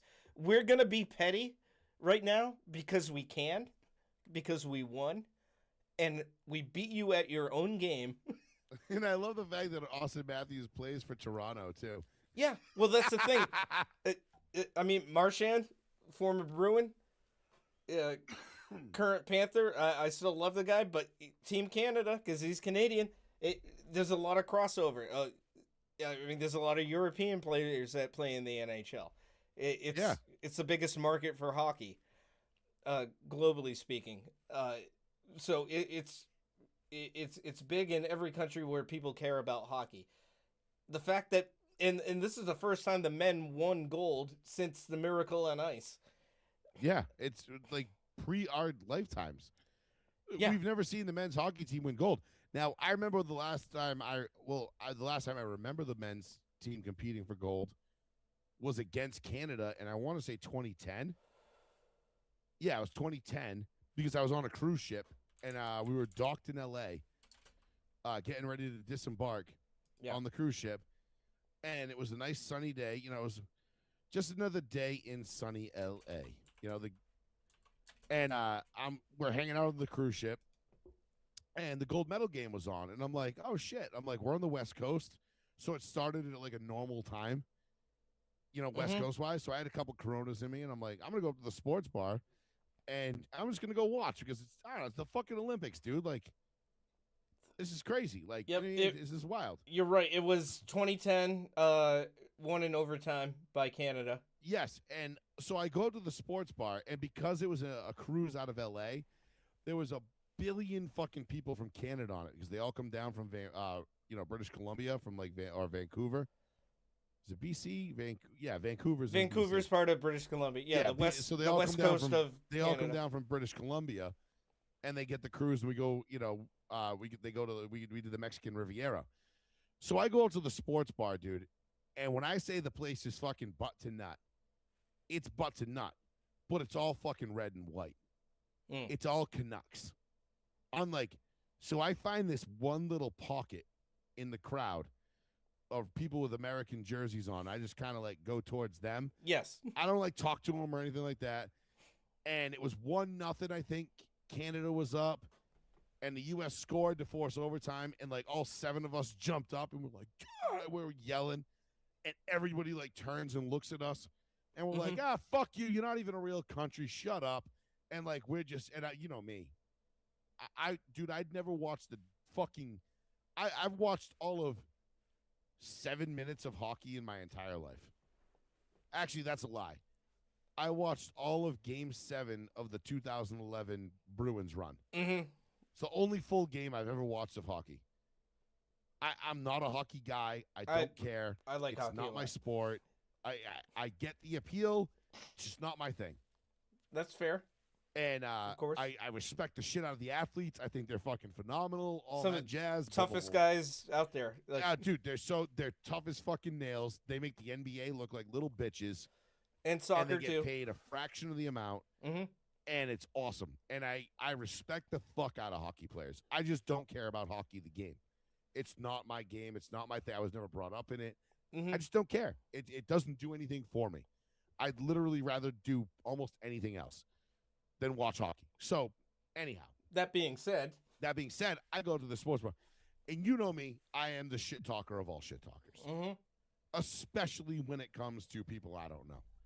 Yeah. And people I'm probably never going to see again. And I'm running my mouth like I'm running my mouth like we just beat, like we just landed in Normandy and beat the Germans. Like, I'm fucking going hard in the paint. Hell yeah. And we get to overtime, and I think what was the kid? I think his last name was Miller, was the goaltender. He played for Buffalo, I think, at the time. He gave it the game-winning goal. And bro, when I say I thought the roof was gonna come off of that place. I've never been in a confined area where the only thing contributing to the decibel level was human beings that felt that loud. Yeah, I've seen potentially game-winning touchdowns in at Gillette.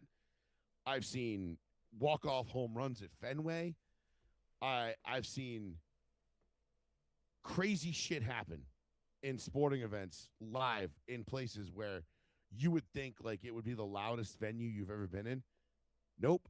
That fucking Sky Sports Bar, whatever they call it, the Sky Bar, on the fucking whatever cruise ship, Royal Caribbean cruise ship I was on, loaded with Canadians when the Canadians fucking won that gold medal game. That was the loudest thing I've ever heard in my life, where only humans contributed to the noise. Well, it's literally all they have. It is. And that was the day I realized, I was like, I'm going to go back to my lounge chair, get another bucket of Coronas, and fucking forget this even happened. Because, at the time, it was, the Lakers and Celtics were on a collision course for the finals. Yep. Trade deadline, like things were happening. And I was like, couldn't care less about hockey. But it bummed me out in that minute. And I just hope that every single fucking Canadian I talk to that day, I hope they feel it extra hard. I'm sure they do right now. Because they're they not talked taking it mad well. shit. 16 years ago, they talked mad shit, and I talked mad shit back. Yes. And I couldn't name a fucking player on the American hockey team or the Canadian team. I was like, they're like, name one player. And I was like, Alex Ovechkin. They're like, Russian. And I'm like, Yeah. don't care. I was like, I don't even know what the circles on the court mean. And they're like, it's not a court, it's a rink. And I'm like, yeah, whatever. And I was like, they play it over a basketball court, therefore it's a court. And they're like, you're a fucking asshole. And I'm like, you're a fucking Canadian. What's worse? And you know, and they're like, we were just going back and forth the whole time. But like the 7 American people that were rooting for like the American hockey team, they were like, they were happy to have me on their side because they were like very like, they were very passive people. They didn't want no smoke. Mm-hmm. And they were getting heckled, like, but they didn't give it back. And then I came over and like, I'm just fucking pounding down fucking, you know, Foster's oil cans. And I'm just like, yeah, it's Australian for fuck you, Canada. And they're like, this guy's fucking awesome. Like, we need more of this guy. Yes. And I did all their dirty work for them. And then I just disappeared into the ether. And that was it. And everybody was just like, every time somebody would see me, they'd be like, ha, fuck you. And I'm like, I was like, I don't even care about hockey. It's your whole life. It's been 3 days and you're still talking about it. Who gives a shit? Again, because it's all they have, and that's what like I love America. about it's like this. the 18th best sport we have. It's what I love about this win so much now because of all the shit they've been talking since Trump took office again. Yeah. Them booing our national anthem, and then now saying, "Oh, we're sore winners." No, Canada, fuck you. You know who one of my favorite quotes of all time is? You remember Miss Lack? Oh yeah, Gym teacher of course from I Dartmouth remember High. Miss Lack. You know what Miss Lack told me one time? Me and Nate Camara beat her and Joey Jordan in badminton, in the badminton tournament. Shit, I beat her and Miss Manny in badminton, which was like unheard of. Yes. And she hand selected Joey because Joey was good. Mm-hmm. And hand selected him to be her partner to face me and Nate Camara. And for whatever reason, Nate and I just went off and we smoked him. And Miss Lack threw her fucking racket against the bleachers and just walked out of the gym. Sounds about right. Joey Jordan, who anybody who knows Joey, the nicest fucking kid in the world. He's like, oh, come on, Miss Lack. He's like, be a good loser. And she turns around and she puts a finger in his chest and she goes, you want to know something about losers? Show me a good loser. I'll show you a loser. And I was like, yo, fucking raw.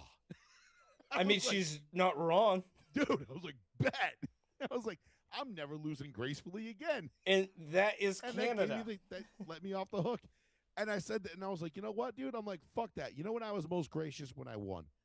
I would always go over to the other team and congratulate them. Like, hey, Yep, listen, good game, man, like, good game. good game, dude. Like, you guys played your tits off, man. You're fucking awesome. You just like, and I didn't do it in like a placatey way, like a patronizing way. Right. I was always genuine about it because I always felt, because I knew how they felt. Yeah, we've So all I been tried on to- both sides. Yeah, so I tried to come from that side of being like, fuck, man, like I've been where you're at. That You gave it sucks. your all. It was a hard fought, And game. you know what? Honestly, like you had no chance, but you didn't know what you were up against. Respect. But you gotta go through it to get to it. And it just sometimes it worked out like that. Otherwise, so I was always more gracious as a winner. I felt like winning with grace. Yeah. Shaking the other team's hand, a good game, but was way better. Like losing, I was out. I was out. I'm off the dude, field. I'd be halfway to the locker room while you guys are all at midfield shaking hands. Like, fuck you. I don't want to talk to I'm you. already just in my girdle and jock and Yeah, like, I about don't to hit give the a fuck. shower. Because you know why? Show me a good loser. I'll show you a loser. And that's all that matters. Winning and losing. That was all that mattered. Yes. And these fucking Canucks are so fucking butthurt, dude. So butthurt. And like I love the fact that like Dave Portnoy and Barstool Mhm. and everybody has just gone full court press, all in, and they're just tearing these fucking homos up. It's so great. And it's If just like, oh yeah. And like I love there's one picture that I love and I want it framed somewhere. Because again, I don't give a flying fuck about hockey. I just care about America and being the greatest of all time. Mhm. Because we are the greatest country of all time. And our athletes are the greatest of all time. We produce the best that the world has to offer because we have a little bit of everything from everywhere. Yeah. And we can come up with the best combinations to make it to do whatever it is we got to do. But the picture of the Canadian flag at half mast with a bald eagle sitting on the top of it, I don't know how else you fucking draw that up. Uh, it the one thing I did see, it was obviously not that. I did see what you just said, but it was today the Canadian flag is at half mast due to the loss of in the gold medal game against Team USA, and it was the gay pride flag. That one I saw too. That was a good one. Yes, It didn't have the enjoy bald that. eagle sitting on top, but yeah. But the bald eagle sitting on top of the half-mast Canadian flag, Hmm. I'm just like, yeah, that's right, bitch. It's Don't poetic. ever forget. Don't ever forget. You are the future 51st state of the United States. Well, it's just Gaymont, North Dakota, as I refer to them. Yeah, you're America's hat. Exactly. America's hat. I love that one too. The one other thing I will bring up about the Olympic Games is the figure skating. Specifically, Alyssa Liu and how a lot of the left are trying to claim that the right is co-opting her into being a right-wing symbol. I'm going to read this from... Is this a Brian Krasenstein tweet? It's not him. It might as well. It's Jake Flores. He said... It may as well be.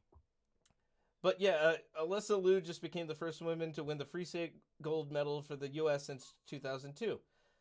She refused to compete for China, blah, blah, blah. And then this guy retweeted it and saying, yeah, she also participated in the UCLA Palestine encampment that you crushed with your bullets in tear gas. And pictured below is, we only care about this, Jake. Her putting her hand over her heart during the national anthem after winning and proudly displaying the American flag. She may be a leftist. I don't care. Leftists are also Americans.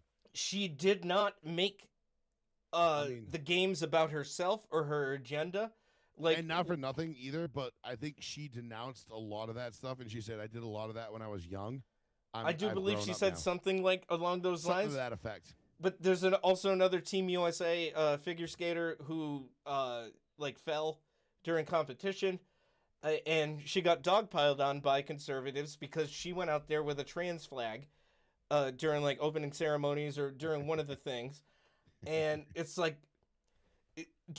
we don't care what you do, what you think, what your practices are. This is the Olympics, or even just a sport in general. You're representing your country here specifically. She may have left-leaning views. I don't care. She's there representing America, and she did it the right way. She didn't use this platform to garner attention. She wasn't Billie Eilish going up there accepting her award for a job well done and saying fuck ICE and fuck all this other shit. Yeah. She just said, "Go America. I'm stoked that I was able to do this, and I'm proud to be an American, especially." And you got the leftists saying, "Oh, so conservatives like fucking immigrants now," and it's like, well, she's a product of legal immigration because the ones that come here legally and then represent our country in the Olympics and kick fucking ass. Yeah, we love them. That's what our country was built on. You fucking moron. No, this is truly what makes America great. Mm-hmm. Our diversity when it's done the right way. All the shit that we have, we can compete with anybody anywhere on the planet because we have a little bit of everything from everywhere, and we can find things that will fit that niche. It's the best part about our country. Like I said, if we wanted to win gold in soccer, we would win gold if you give it 10 years. Mm-hmm.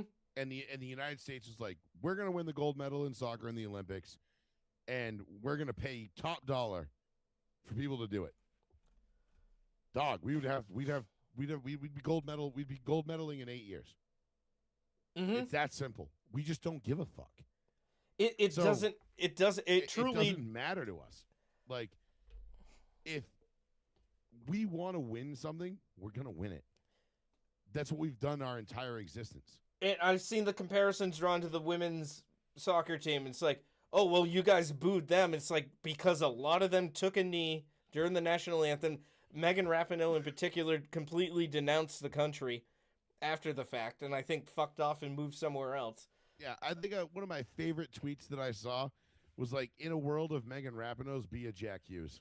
Yeah, I it's don't simple. know who said it, but like the way that he just came out, he's like, "I love this country. I'm proud to be an American. You know, the bond on this team is unbelievable. We wanted to win this. Blah blah blah blah blah." That's what it's Everything about. he said, as he's got shattered front teeth and blood everywhere, Mm-hmm. and he just hit the game-winning goal, and against Canada, the juggernaut that was Canada, which is hilarious to put juggernaut and Canada in the same sentence. But I guess the only time you could do that is with hockey. It is. It literally. but- I was about to say that it's the only legitimate time they are a threat in anything. or maybe like goose, Yeah.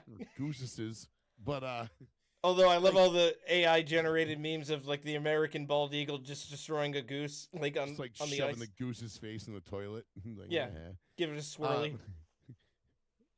Like was that fucking Family Guy episode where Peter puts on the wingsuit? He's like, "Oh crap, Canadian goose! Look out, eh?" Yeah. Canadians are so dumb. I love them. But anyway, it was just like Jack Hughes, the way he came off and everything and this is what I love about hockey players, and this is why I wish I liked hockey more, because hockey players are so fucking my kind of guys. They're like the blue collar athletes. Like they go Yes. to work and bust their fucking ass for way less money than they're worth, and they do way more than anybody else, in their sphere, in their hemisphere. In pro sports, yeah. Yeah. And they get paid way less to do it. And yet they're always like, fuck yeah, dude. America rules. This country's awesome. Because a lot of them come from other countries to America, to the NHL, because it's still somehow the most highly paid hockey league in the world. Yes. Which just goes to tell you, like, how the rest of the world actually views hockey. You would think it'd be Canada, but no. They simply don't have the population. No. Not at all. But it's fucking it was immensely humbling and gratifying to watch that U.S. men's team celebrate the way that they did, and the way that with the pride of the flag that was on their chest. That's what made it special. Yeah. Because again, I don't care about hockey. I don't care about curling. I don't care about skiing or fucking snowboarding or bobsledding or whatever. I'm always going to pull for the Americans. Yeah. Unless I hear, Hunter Hess sit there and be like, like, I'm like super rich and shit. And like, I don't know, bro. Like, Reddit told me like I should probably not be super stoked on the Americas right now because like such as. And you're like, oh, okay. You brain dead fucking retard. That's why you finished 10th. Yeah. And well, nobody gives a fuck about you. And you know what? The only thing anybody's gonna remember from you about your Olympic stint is that you fucking finished 10th and you were an anti-American faggot. Yeah. That's it. That's your legacy for these games. That's your at legacy. Least. Congratulations, asshole. Maybe if he's still young enough, he can smarten up. Because your parents are so loaded. You're a trust fund baby anyway, and your life is never gonna suck. But I hope it eats away at you. It should. Because he's such a narcissistical fucking egomaniac that it definitely will. Yeah, and I don't follow every hockey's like it, and I do like snowboarding. I wasn't able to watch any of it this year. I watched the chicks do some snowboarding shit. I didn't catch the men's, but I caught the girls, dude. Dude, I'm telling you, bro. Some of the tricks these fucking athletes are throwing down now Yeah. was like shit we only could pull off in like Cool borders. cool borders or like 1080 snowboarding. 1080. On Oh man, I N64. remember that. Yeah, and You know what I mean? Like, well, like they're hitting like 1440 corks, and you're like, nah. well, I could barely pull that off in a video game. Dude, even shit. video games were like, yo, chill. 1440s, bro. Like, calm down. Shit, even like what is like arguably kind of the gayest thing, but also incredibly hard to do, figure skating. Our guy did the backflip, which is insane to me that you can do that on skates. That's, I mean, listen, anybody can do a backflip like on ground. I can't. It's insane. To me. Like, that's impressive to me. I could kind of do one into like a pool, you know? Which is but you're nice, not, you know. But you're it's not cool going because I'm, like 40 miles an hour Yeah, I'm potentially. 320 pounds, and I need like the 8 inches of lift. You know, I'm not. I mean, when I was like a little more explosive of an athlete back in like the late 2000s, I was probably I could try to pull one off, but now no way. Well, let's even say you are the same size as the guy that can do it. Doing it at like maybe going 40 miles an hour on ice and then landing it on these little blades. Yeah. Little tiny blades. And then still continuing your routine like nothing happened is I mean like, yeah, what's up, bro? Oh, by the way, check out this layback spin. I know it's kind of gay, but yeah, no, figure skating to me is still inherently gay, but still my favorite family. One of my favorite Family Guy fucking skits. It's like being a straight figure skater, and he's like, watch this triple sow cow, and he's like, and he just walks up to the judge, and he's like, the judge got her tits out. He's like, I'd motorboat those. I'd motorboat the fuck out of those, but watch this layback spin first. Yeah. It's fucking awesome. But I mean, awesome. The physical abilities and the technique and everything, I gotta give credit where credit's due. I cannot do any of that. I met a straight figure skater on my last cruise. And he tried to suck your dick? No, he didn't. He had a smoking hot blonde girlfriend. Oh wait, we talked about this. Yeah, the kid was a Russian via Israel. Yeah, because that weird fight almost happened. Yeah, and because they were ruining marriages left and right by just existing. Because the other couple, and she wanted to get railed by somebody, but saw him talking. Yeah, she bought her husband 2 prostitutes. But the husband was talking to you guys. No, wanted to watch. Yeah. But the prostitutes charged extra for her to watch. And he was like, no, well, I'll just fuck you, but... He's like, well, I'm not paying extra. She's like, I'm not paying extra. He's like, all right, I'll see you on the boat. Yeah. And he banged the 2 prostitutes. And then she got mad. That she was talking to you guys and this other couple. Yeah, and then the other couple came up to us, and he was there, and then she started berating him, and come to find out it was because he pulled up to the bar at the same time this couple did, and she was like, who's that fucking blonde bitch? Like, am I paying for this too and not gonna watch? Yeah, can I at least watch this one? And they're just like, no, we are just Bro, cruises are fucking funny, bro. I went down a rabbit hole on Reddit of like, I don't want it was like people posting their hookups on cruises. Mm-hmm. And God damn, dude, I mean, the depravity. Like, you degenerate fucks. Holy shit, dude. It's wild. I have a friend who went to Mass Maritime and then subsequently started working on cruise lines. The things the staff get into alone. Oh, listen, dude, there was one. Is completely depraved. He sent videos to group chats, and it's like, I don't need to see you fucking. In the face, I was doing it. Yeah. Just kidding. Love my wife. Of course you do. She's great. But I would have made my wife. But my wife would have paid extra to watch. You know, she's cool like that. Just kidding. She would have slit my throat. Right. She would have been like, blood orgy.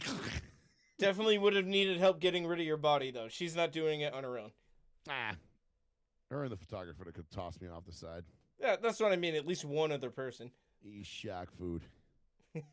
Shark bait. Hoo-ha-ha. See you later, chum. Yeah. We're going to need a bigger boat. Right? Yeah, for you? Absolutely. Yeah, definitely.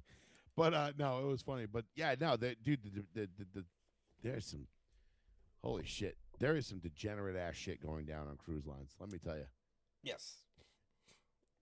I mean, it goes without saying. But anyway. I, for one, am not in favor of going on a cruise. I think it's... Have you ever done one? No, and I don't think I ever will.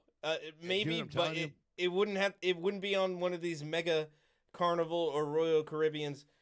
There's too much weird shit that goes on, and also it's too busy. I'd rather go on one that is more subdued and less, like, almost like no children. Like, I don't need there to be a casino and like a 10,000 bars on it. Hey, can I just relax? And so there are cruises there, like Royal Caribbean does build boats specifically for that. Okay. That like style of cruise, if you will. But let me tell you, like the bigger the ship you go on, I found the better. And everybody thinks it's kind of counterintuitive. That sounds insane to me. Yes, because you think you're like, holy shit, there's 6,000 people on this boat. Yeah, I don't like that idea. But the boat is so fucking big. Again, I don't care how big it is. Everybody's so spaced out. Doesn't matter. I'm still beholden to this itinerary. I don't like. Well, you got to pick the right. I pick my cruises based off of the itinerary more than anything. As you should be. I would rather go to a nice resort where I can then have the option to do ATVs and jet skis and whatever else. Sure, yeah, that's on my own time. I don't like being say, oh well, we're gonna dock here for X amount of time. You got to be back, and then I'm captive on this floating fucking amusement park / prison with 6,000 other maniacs, and I'm like, if any one little thing goes wrong here, it's a poop cruise waiting to happen, and I don't need that in my life.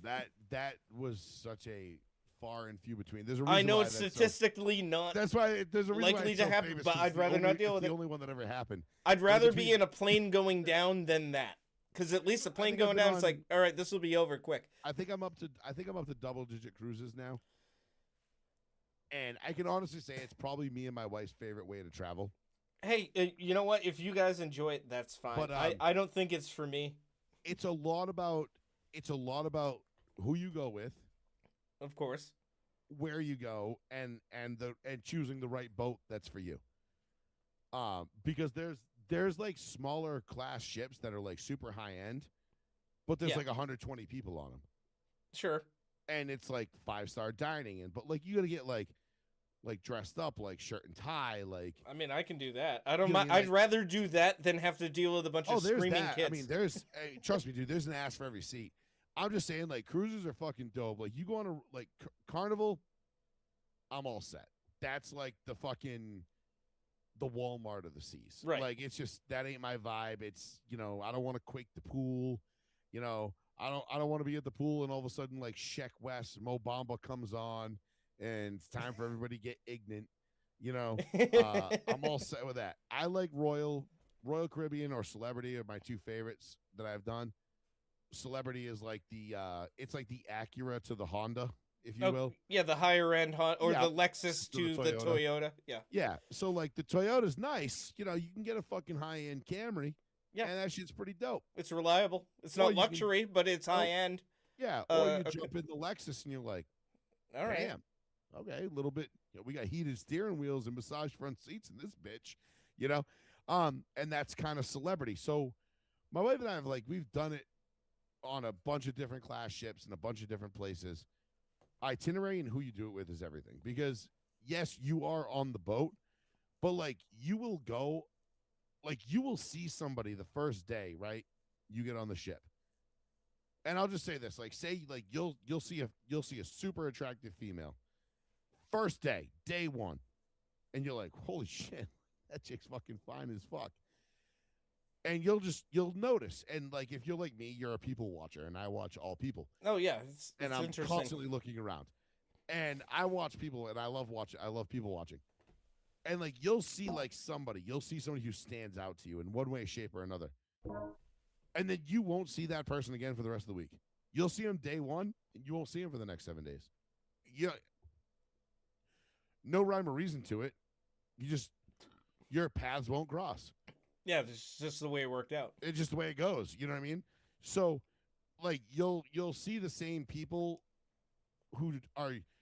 The thing is with cruises, which is fun, and this last cruise that we just went on was my favorite one of all time, so far, because my wife and I, we the group of people we met on the cruise boat itself that we didn't know prior to the cruise was the best group of people we've ever met on a cruise. It's just like, all right, I came away with like 8 or 10 friends of people, like people that I'm still talking to, like after the vacation, because they were that cool.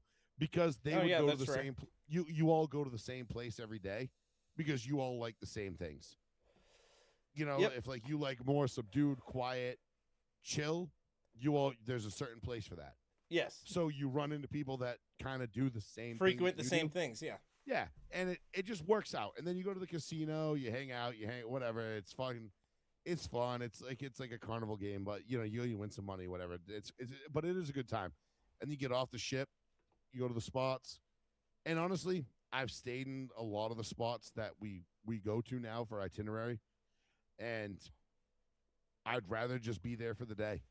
That's what I'm saying. I've spent a week there, and I'm like, a week was too long. I could have done like 2 or 3 days tops, and then been out.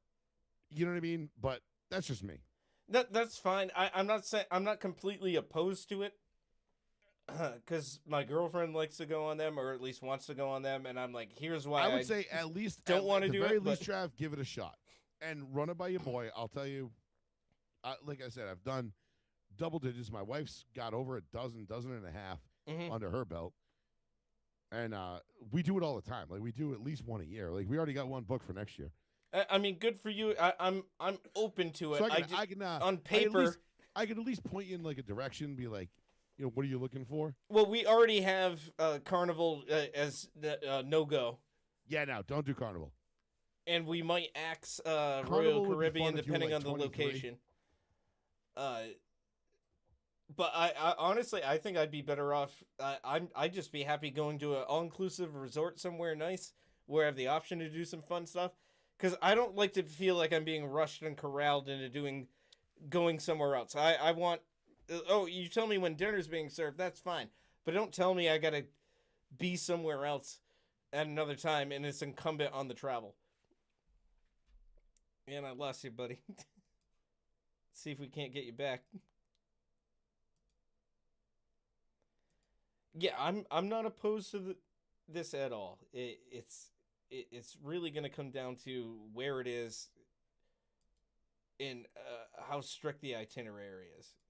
I just cannot stand the fact that if I'm paying thousands of dollars to be somewhere, that I'm going to have other people dictate, what I'm doing. And I know that's all part of it.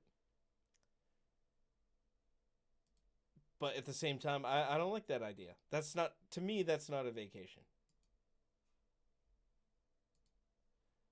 Let me see if I have to send this back to Joey.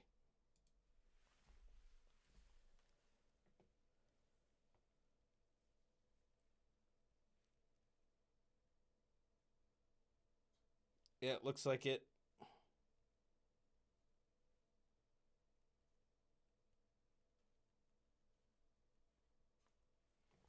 So, yep, gotta send that to Joey. I'll do that now. And I can continue this conversation with him, because, I feel like I still had some things to say on it.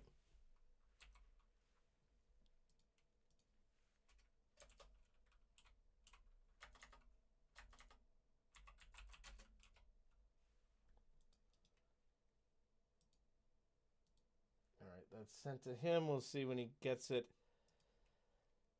I mean, I think my assessment on it is fair. Joey and his wife are far more well-versed in it than I am, so I haven't experienced it.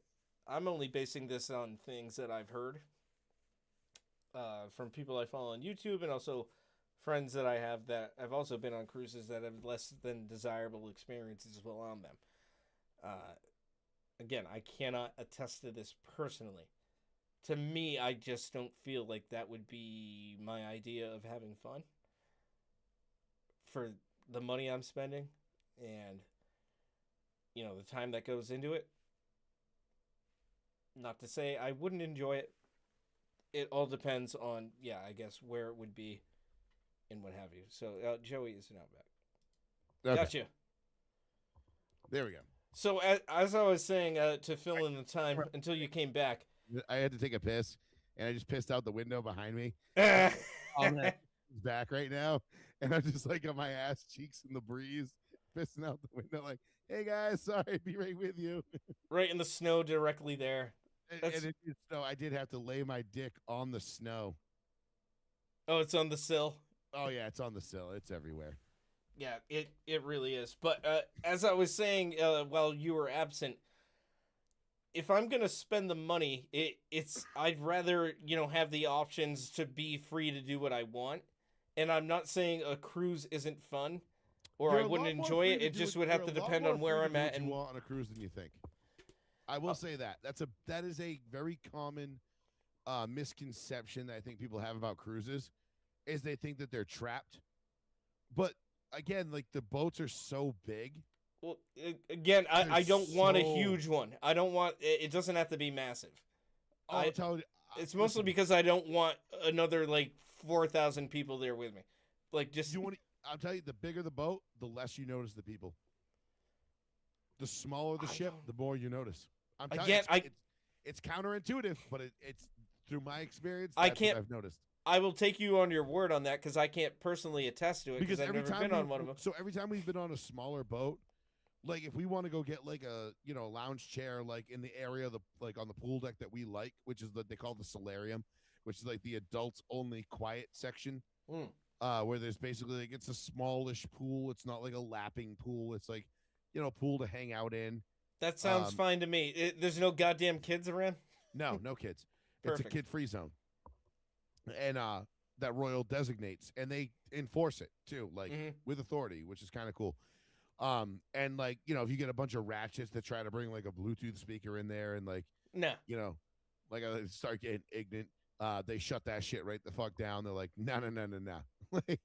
No. You want to listen to music? There's a band playing out there on the main pool deck. You can go listen out there. We don't do that shit here. But the smaller the boat, the harder it was to find those lounge chairs.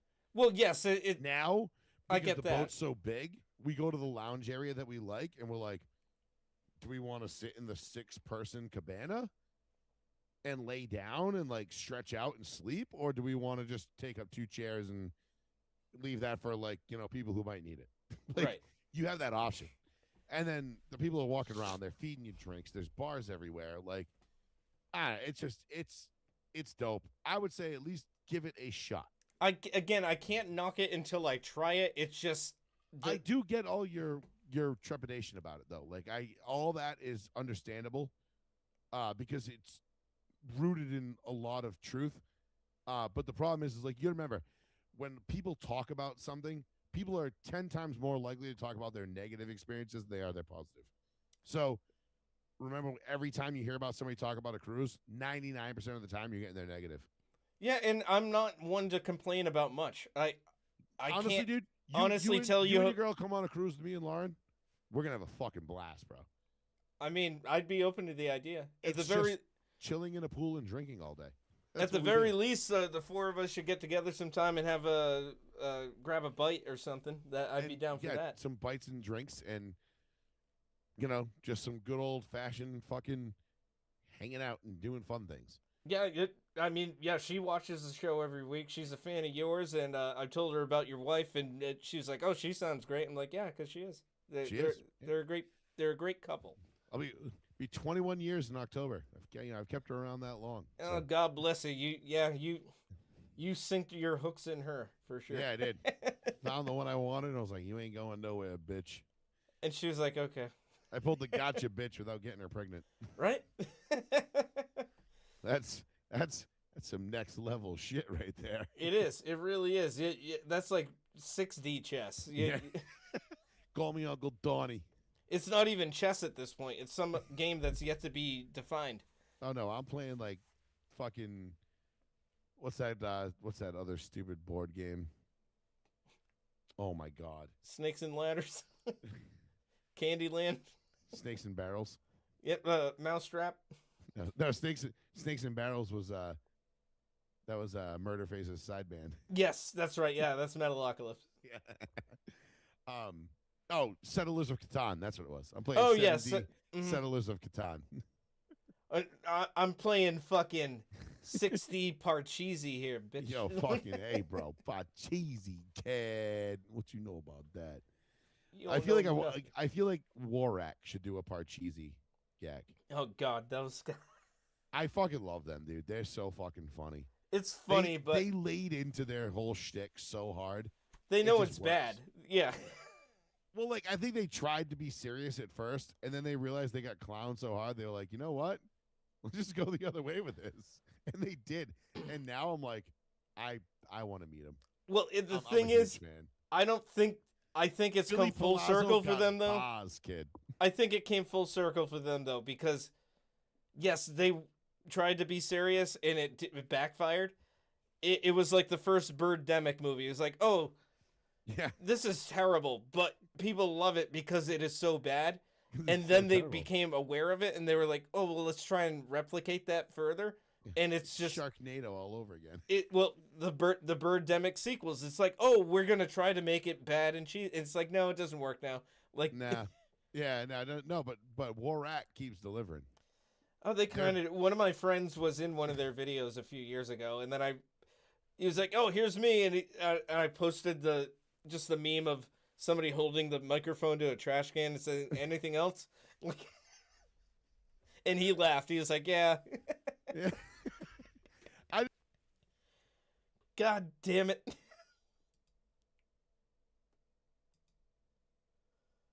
Oh, there we go. Got it back. We got it back. Thank All right, God. we got it back. All right. No, I think the Warak kids are funny as hell, dude. Like they're like honestly, some of their shit that they come up with, their lyrics aren't bad. Like they're not bad. Like, No, they're not the worst. Not the worst. I've heard way worse from like that clown Stitches or whatever it was. That was like, I'm gonna fuck Molly Cyrus in the ass, and like that's not bars, dude. You're just saying things. You're just saying shit and making it into a rap beat. Like you're like Migos, but your tattooed face makes you look like Insane Clown Posse. I don't know. Mm-hmm. But like the Warak kids, they're actually like some of their lines are actually pretty fucking good. I Can be. I get a good laugh off them because I know they're not being serious, and it's kind of like they're parodying modern rap in a way, where they're like, yeah, modern rap is so fucking lame. Like even we can do it. You know what I mean? Like, Well, they spun it into that. yeah, they to a didn't mean degree. to, but they did, and I think they've laid into that now. And they're like, yeah, dude, like modern rap is so commercialized and so gay. You can have Chat GPT write your rhymes, and you read them off a cell phone. And some kid comes out and he's like, "It's hammer time, bitch," and just like fucking throws a hammer in the ground for no reason. Like, Yeah, all right, I don't know. That's funny to me. they're not without their merit. I give them props for I doing give what them they do. because they've become pretty fucking huge too. Big enough. I mean, Sure. they're pretty fucking big. Like, I mean, I got a bunch of friends that, I mean, all of my friends know who Warak is. Mm-hmm. Like, it's just fucking funny, dude. Like, they're, Billy Palazzo kid. You know what I mean? And I don't know the other kids' names. I but couldn't whatever. even name it them. I just see them and I'm like, oh, these.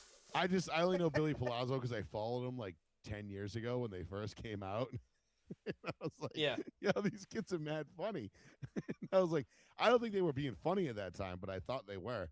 And then they kind of blossomed into what they Well, are you now. thought they were funny for the reasons that they thought they were being serious. Yes, exactly. And you know what? Hey, we And all that's when met it was we all charming met still. in the middle, and all's well that ends well. Well, that's when it was. I'm gonna rock a W on my hood shirt for the Warak. That's fine. That's when it was still charming, and before they motherfucker. tried to catch lightning in a bottle and be like, oh, well, we can play off of this. And it's like, well, now you're trying to be that way. When you were being genuine about it and not even trying, it was good. Or at least, like, more charming. Now it's like, well, you're trying to manufacture it. It seems a little bit more disingenuous. and forced. But it's still good though. It's still funny to me. Some of it It's- is. Because again, I feel like they're just parodying rap now. I think if that's what they're going for, then fine. Yeah, like I think they're like the Onion of rap, because rap has come so far downhill. Like Right. if you just look at the state of hip hop, It's all over it's- the place. it's horrible, dude. It's atrocious. The only people putting out good shit are the guys that were good 20 years ago. You know what I mean? Like 50, That Lloyd includes Banks, underground the groups too. game. Right. I mean, and underground, even the underground guys. And like, I always hated the underground. Oh, you don't understand underground hip hop, bro. It's where it's at, bro. Everything's the underground. You're commercialized underground. We did this with the metal scene for years too. Yes. You know, where like I would have like Chad Boudreaux. I love Chad. He was a great kid. But Was. he was like, he'd be like, what do you say? Was? Oh yeah, he's a woke fucking idiot now. But Oh, I mean, yeah, no surprise. But he was like, oh, there's bands in New Bedford better than Metallica, and I'm like, no, there isn't. Mm. I'm like, that's just objectively false. Like, no, there isn't. There just isn't. you he's could like- say that subjectively, Yeah, and I was but like, if you're talking success wise, I was then like, no. so yeah, I was like, so why aren't there bands from New Bedford selling out stadiums? He's like, well, because they're underground, bro. They're underground. hmm That's where the real shit is. And Oh, I'm like, Chad's always been a gatekeeper when it comes to music. Okay, like, so he was like a gatekeeper. Yes, You know, he's always fucking been that homo. way. Yeah, and I was just like, all right, dude. I'm like, you try to be like so metal with your, you get airwalks on, and Well, he wasn't really. He played pop punk. His yeah, bands. he struck me as like a Sublime fanboy. Oh, he likes Sublime, but I mean, he. Total faggot, by the way. Never liked him. Well, now he lost weight and he rides he's a bicyclist. He wears lycra and does all that shit. So Oh, yeah, Jesus. that kind So of he goes tells from you all being- you need to know So he about goes from him. being a shitbag to being worse. Yeah, Like, god damn, fuck you, Chad. I mean, he tried to sell me his V6 Jetta for like 10 grand, and I was like, hey, do you think I'm fucking stupid? yeah, I'm like, the car's worth like 2 grand tops. yeah. Shut the No. fuck up. He's like, But- give me 10, maybe I'll start talking. Well, there's like, people, yeah, there's how about shitty no? people that you know from your past, and hopefully they Yeah, don't he was rear one of their them, though. ugly heads. I never liked that kid. I'm not Oh, even gonna front. I was good friends with him for a while, but you know that ran Good its guitar course. player, Oh yeah, he was very good, talented. and he has his own. He makes his own effects pedals. He has his business doing that. Good for him. Hey, Oh, yeah. entrepreneur. I had no idea. Good for him. Yeah, he's been doing it for a long time. I'm not going to Oh, plug it here, but I will mention it. Yeah, and well, doesn't matter because I'm never gonna fucking play it anyway. So That's fine. But I think to wrap things up, I'd just like to say, you know, again, congratulations to all medalists for Team USA, regardless of which denomination of precious metals when you that you said won. congratulations to all medalists, I was like, except Dave Mustaine. Except you. He won the Sour Grapes Award. Except Once you, again. you still suck, you fucking homo. And once again, somehow medaled in mental gymnastics, despite it being Winter Olympics and not summer. Oh, it always comes back to Dave Mustaine. They had it somehow. just for him this year, and he won again because just for having a Metallica cover on his latest and what looks to be last Megadeth album. So Thank God. thank you, Dave Mustaine, for Not a moment too soon. the years of laughter. Oh, and congrats, Joey. This is episode 50 of the show. Oh shit, We made it. we did. Half a century mark.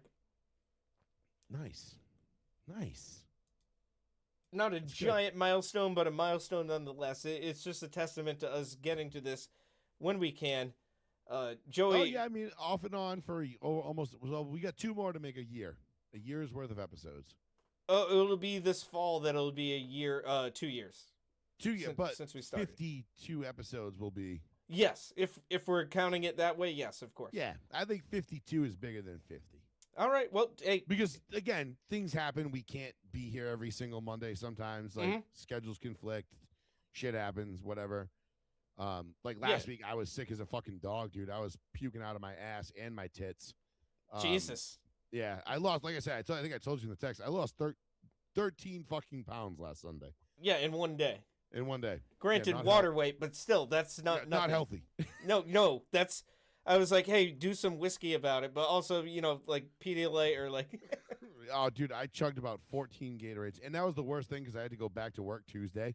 Oh, I didn't have my usual week off where like I don't go back till Wednesday, so I didn't have that extra day. It just then your sucked, body just went through all of that. dude. And I'm sitting on the couch. It's the Daytona 500, which is like my Super Bowl of the year, and I'm laying on the couch, fucking like laid up, like trying not to die, while I'm watching the best race of the year. I'm like, fuck. You can't even really enjoy it.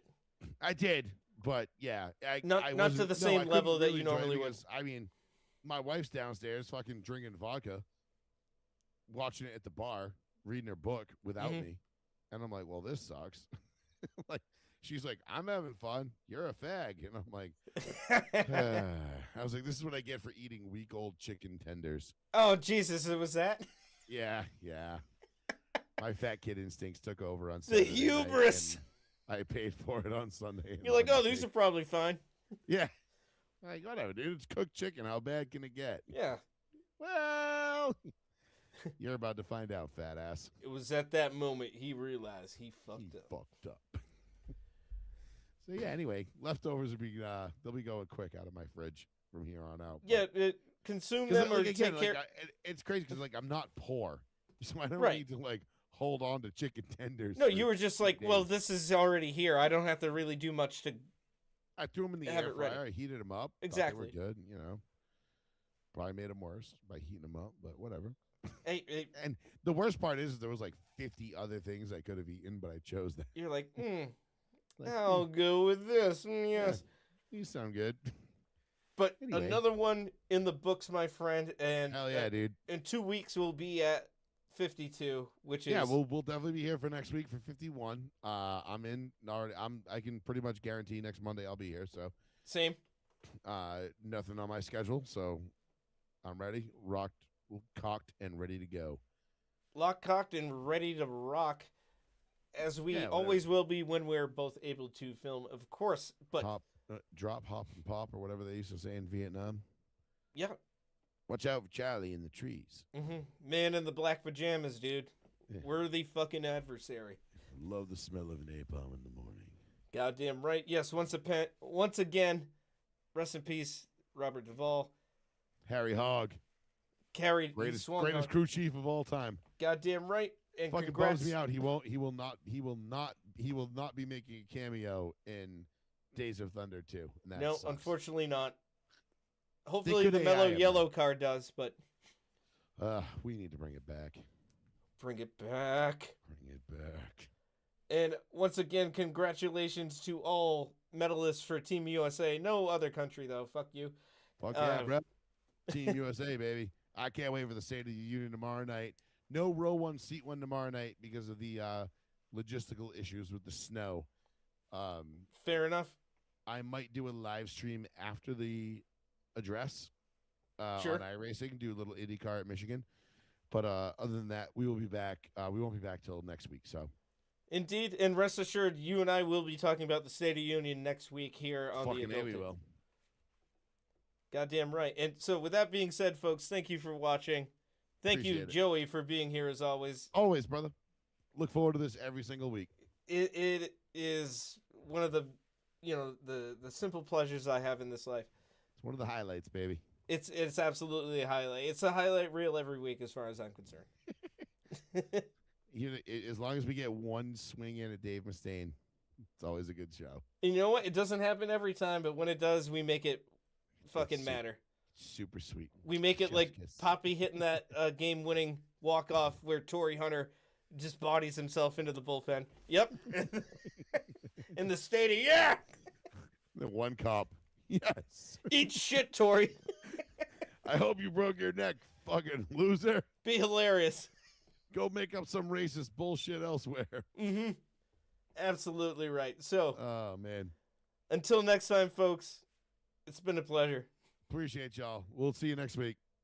Later. Trav, peace. Peace out, Joe.